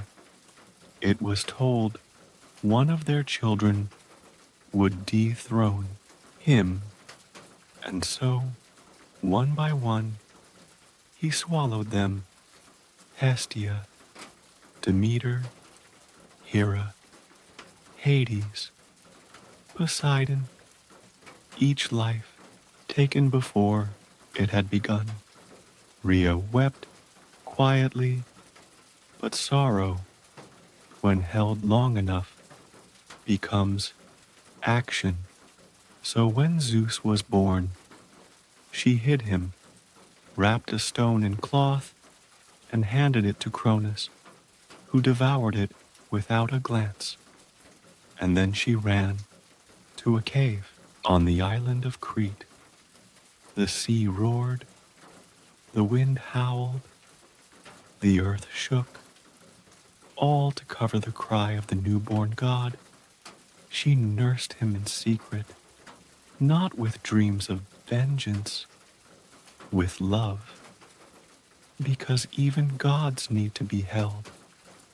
And when Zeus grew, he did not begin with thunder. He began with stillness. He listened. He learned. And one day, when he was ready, he freed his siblings from the belly of time, and the war began, not of noise, but of change. The Titans stood tall, but they could not stop what had already begun. A new era, shaped not by the bones of the earth, but by the fire of the sky. When the war ended, the Titans were not slain. They were laid to rest, placed in the corners of the world where they could sleep, undisturbed. Atlas, sentenced to hold the sky, not as punishment, but as purpose. Prometheus, chained, not for evil, but for kindness too early given. They were not forgotten. They became foundations, mountains, stars, rivers. The gods walk upon them even now. And Rhea, she watched from afar. She saw her children grow, argue, fall in love, betray, heal, become myths. And she did not ask for worship. She asked only that the world remain, that life continue, that love endure. And it has. You are proof. Your breath, your dreams, your quiet longing to be held, all echoes of the first mother. Let that echo rock you now. You are not fragile. You are not small. You are part of something old and endless and made of memory. Sleep now. The Titans are resting, and so may you.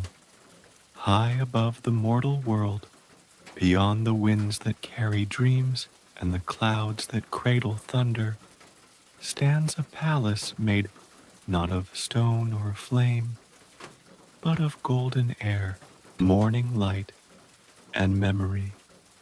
Mount Olympus. It was never just a mountain. It was a threshold between the seen and the unseen, a place where time softened, where the divine walked barefoot on marble, where laughter echoed like wind through trees. But it wasn't always so. At first, Olympus was empty, waiting. When the Titans fell and the new gods rose, they looked to the sky, not in conquest, but in longing. They wanted a home, and so they built it together. Hera raised the columns, not for grandeur, but for structure, for roots in the clouds. Hephaestus forged the gates, not to keep mortals out, but to hold something sacred in. Demeter planted gardens that changed with the seasons, vines curling along balconies, pomegranate trees blooming in moonlight, and Zeus, he called the storm to crown its peak, so it could be seen from the farthest shore. But Olympus was never finished, because it grew with the gods. Each triumph added a hallway. Each sorrow opened a window. Each prayer from a mortal below sent a breeze through its corridors. And deep within that palace, in a room no one else entered, sat Hestia, the goddess of the hearth. She did not rule. She remained. She lit the eternal fire, and with her presence, Olympus became more than stone and cloud. It became home.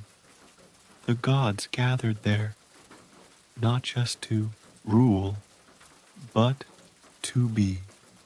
Apollo strummed his lyre in the evenings, the notes drifting like light smoke.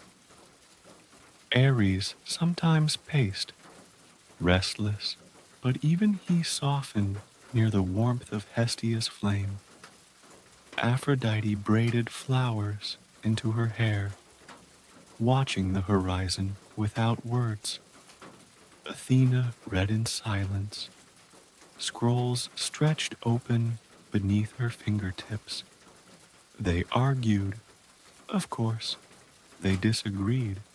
They loved. They left. They returned, but Olympus always waited. And when they were tired, they came back, because even gods, eternal and radiant, needed rest.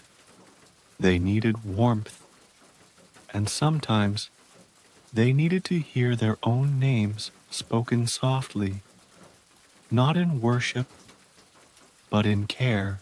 And on clear nights, mortals would look up and see Olympus glowing.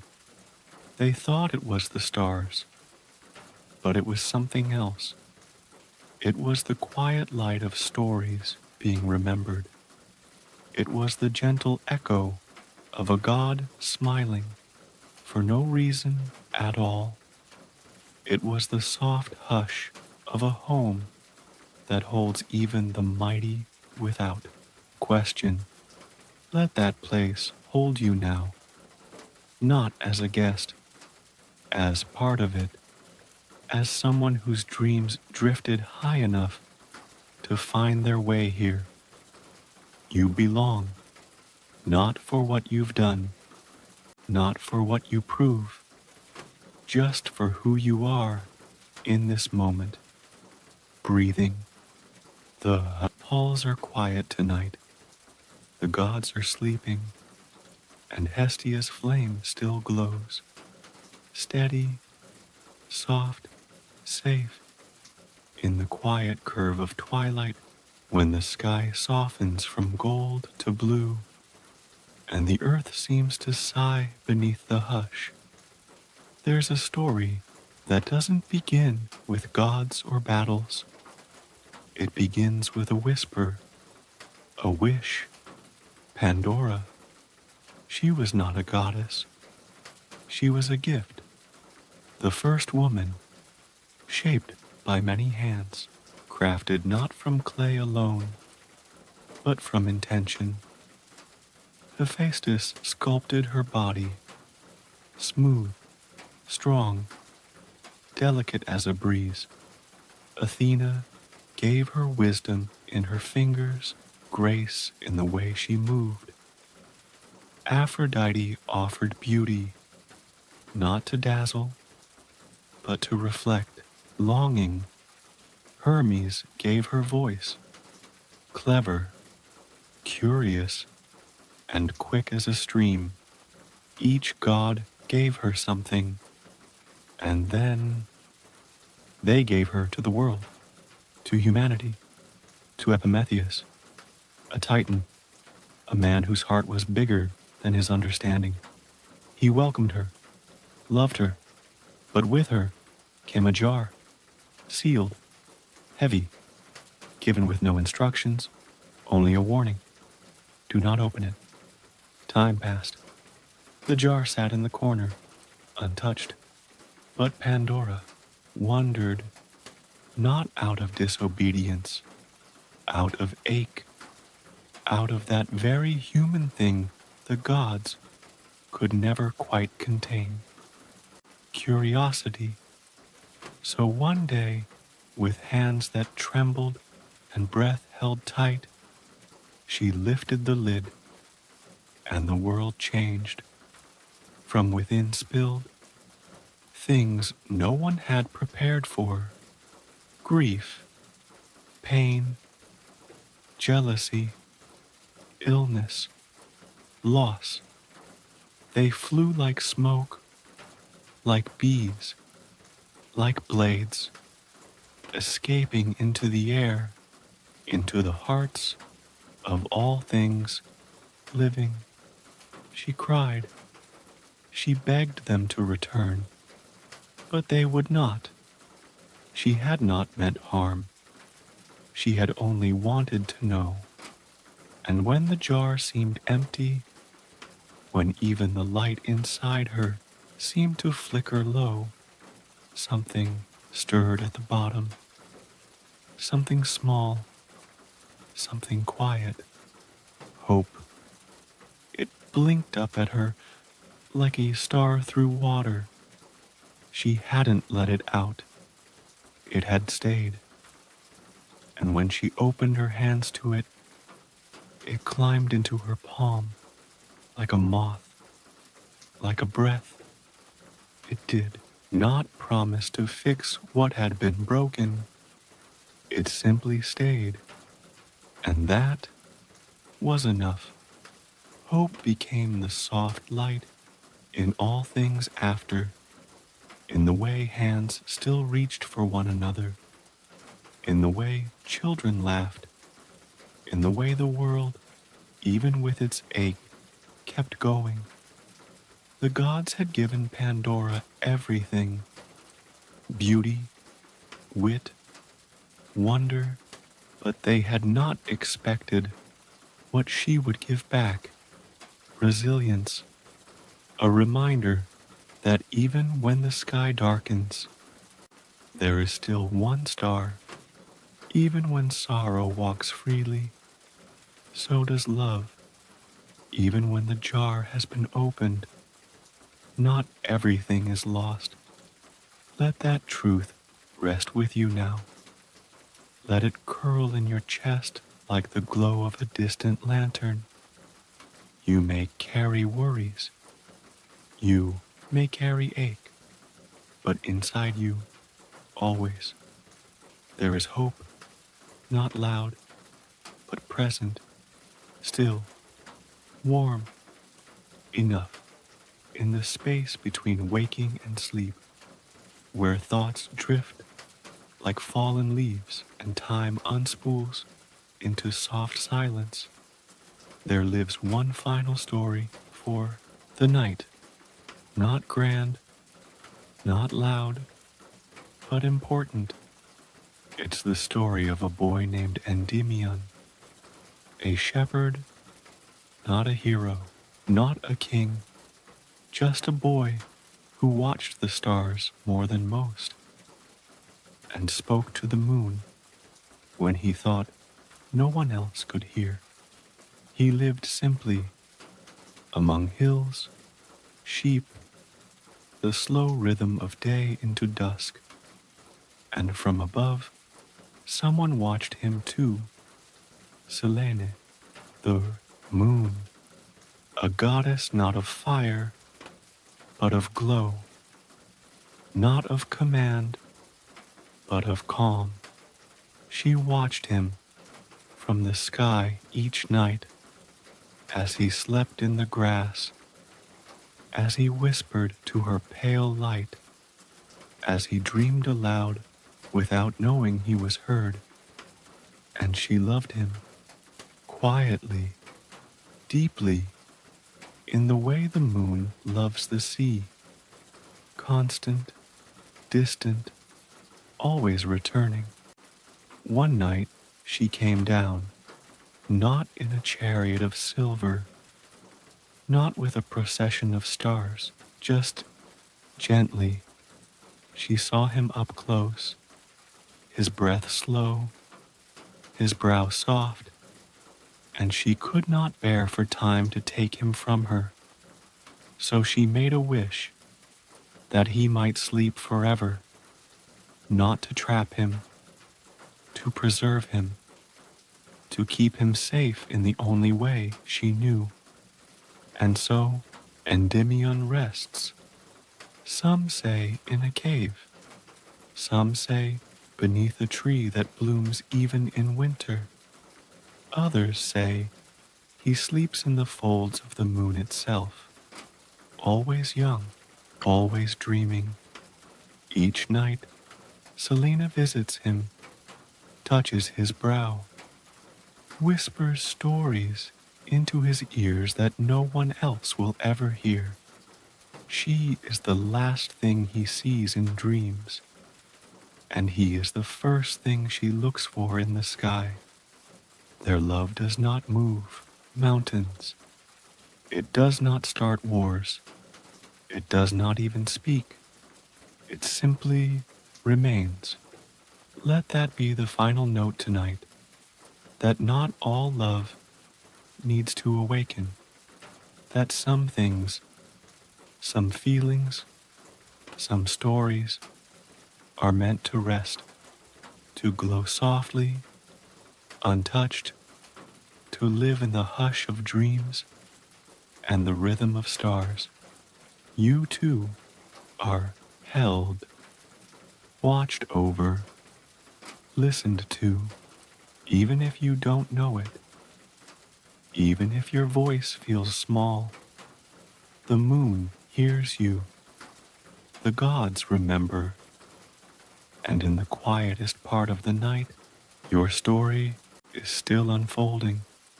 But for now, let it pause. Let the pages stay closed. Let your breath deepen and let yourself rest, not as escape, but as return. The journey has been long, and you have wandered well beyond the edges of known myth, where few dared to dream and fewer still to remember. There was a garden, hidden, sacred, not Olympus, not the underworld, not the mortal earth, something older, something tender, the garden of the Hesperides, a place where twilight was eternal, where the air shimmered with the scent of oranges and honey, and the trees dripped golden fruit, heavy with quiet magic. It was not made for mortals. It was not made for gods. It was made for the world itself, a reminder that beauty can exist simply to be. The Hesperides were its guardians, daughters of the U.S. evening, soft-footed, bright-eyed, forever young. Their laughter floated across the orchard like silver birds. Their hands tended the trees not with ownership, but with care, and among the branches coiled Ladon, a dragon of 100 heads, each watching, each waking, each whispering songs to keep intruders at bay. Not a beast of fury, a protector of wonder. The golden apples that grew there were not merely treasures. They were promises of immortality, of hope, of the delicate balance between longing and patience. Many sought them, few succeeded. When Heracles was tasked with retrieving a single apple as one of his labors, he stood at the edge of that endless dusk and realized strength would not serve him here. He could not fight his way to beauty. He had to ask. Atlas, the Titan who bore the sky upon his back, was called upon, and for a moment Heracles held up the heavens themselves so that Atlas could fetch the apple. It was not a battle, it was trust.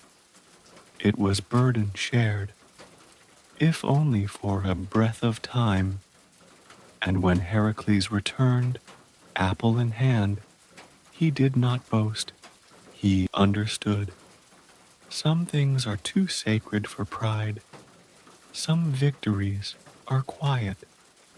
The golden apples were returned.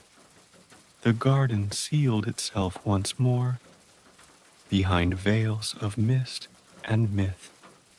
And still, somewhere beyond the horizon, it hums. You cannot find it by searching. You find it by resting, by softening, by remembering that not everything must be earned through struggle. Some gifts are given only when the heart is still enough to receive them. Maybe tonight, as you drift deeper into rest, you will feel the edges of that garden, a soft breath against your skin, the scent of golden fruit in the air, the hush of leaves in eternal evening. You are not chasing anymore. You are arriving, quietly, gently, exactly where you were always meant to be, far beyond the busy hum of cities and battles, beyond even the wide fields where gods once walked.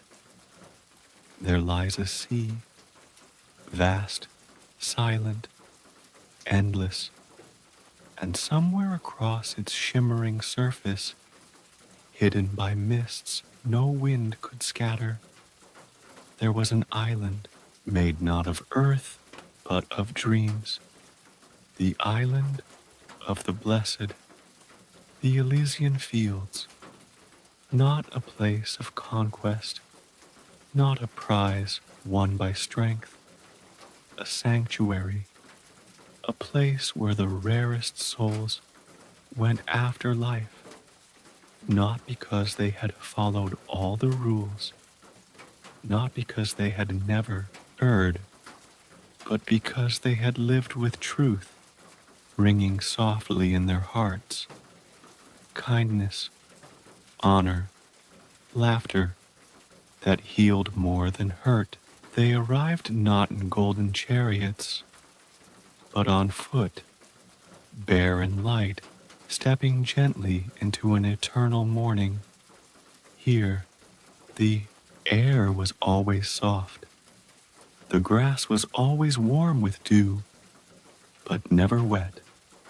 The trees hung low with fruit, and cool rivers sang songs no mortal ear had fully remembered. There was no sorrow here, no aging, no regret. Those who came sat by watersides, lay under endless skies, danced without music, because the rhythm lived inside them.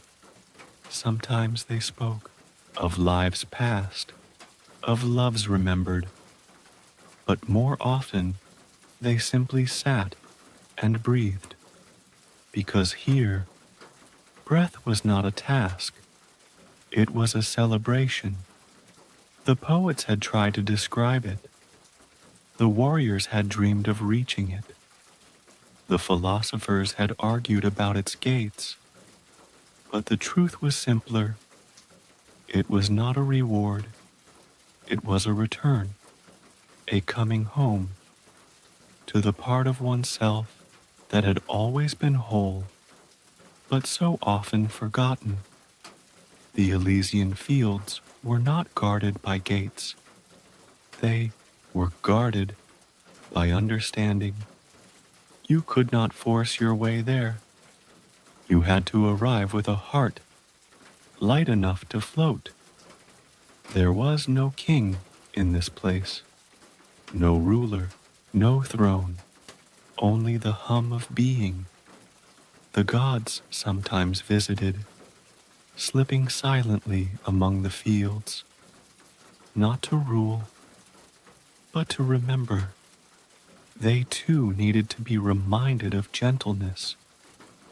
They too longed to walk barefoot through soft grass and drink from rivers that remembered the very first rainfall. And perhaps tonight, as your mind softens, as your thoughts slow into breath, and your breath slows into silence, you too will find yourself walking there, not seeking anything, not proving anything, just being, a soft presence among other soft presences, a soul resting in the field of dreams. No need to hurry, no need to hold on. The sky above Elysium does not set. The rivers do not dry. The laughter does not fade, and neither will you. You are part of it now, already, always. Let that truth hold you now. Let it carry you gently, like a current too kind to notice, into deeper peace. In the hush after Elysium's golden fields, where even dreams fold their wings and sleep, there lies a river few dare to cross, the river Menemosine. It winds slow and deep through the farthest reaches of the afterlife, and unlike Lethe, whose waters bring forgetting and peace, Menemosine carries something else, memory. Drink from Lethe, and you forget. Drink from Menemosine, and you remember everything, every laughter and every tear, every name you ever spoke in love, every star you wished upon, even when you could not see it, Every kindness, every sorrow, every small brave step. It is not easy to carry such memories, but it is beautiful, because those who drank from Mnemosyne were said to be reborn, not as blank slates, but as souls wiser, gentler, more awake to the quiet threads of life. They would live again, but differently, with eyes that noticed the slant of sunlight on a winter morning, with hearts that forgave faster, with hands that lingered a little longer on the ones they loved. And so, by the banks of Mnemosyne, souls would sit. Some wept before drinking, not from fear, but from the immensity of it. Others smiled. Some simply breathed, long and slow, as if greeting an old friend. The river did not rush. It waited. It shimmered. It hummed with stories, not of kings and wars, but of simpler things. A mother's humming while mending clothes, the weight of a child's head on a shoulder, the sudden laughter of old friends reunited, the quiet courage of getting up again after falling. And when a soul finally leaned forward to drink, the river folded them into itself, not to drown, but to restore, to remind, to renew. Perhaps you are sitting by that river now.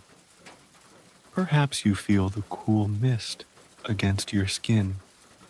Perhaps you hear the faint music of 1,000 heartbeats, past and present, braided into a song only you recognize. There is no rush. The river waits. It knows. Because memory is not a burden. It is a bridge. It is the golden thread that ties you to everything that ever mattered and everything that ever will. Let yourself rest by Mnemosyne tonight. No need to decide. No need to move. Just be still. Feel the soft current of everything you have ever loved and everything that has ever loved you brushing past your fingertips. You are remembered, even when you forget, even when the world grows loud. You are stitched into the fabric of time. Nothing can unravel you. Nothing can erase you. Sleep now, in the arms of memory, in the arms of all the stories that shaped you, safe, whole, home. And so, as the river Mnemosyne flows quietly past, carrying dreams and memories alike, the last threads of our journey weave themselves into stillness. The gods have retreated to their mountains and seas. The heroes have lowered their swords. The muses have set down their lyres, their songs floating out across the fields, slow and silver. The stars blink softly in the sky, not watching, but resting. The winds have grown quieter. Even the rivers, even the trees, even the stones that once hummed with stories, they fall silent now, not from ending, but from fullness, because every story has a moment, not when it shouts goodbye, but when it simply closes its eyes and dreams. You have walked through the myths. You have touched the hands of goddesses, seen the battles of kings, tasted the golden apples, heard the whispers of rivers older than time. You have carried the weight of grief and floated in the lightness of hope.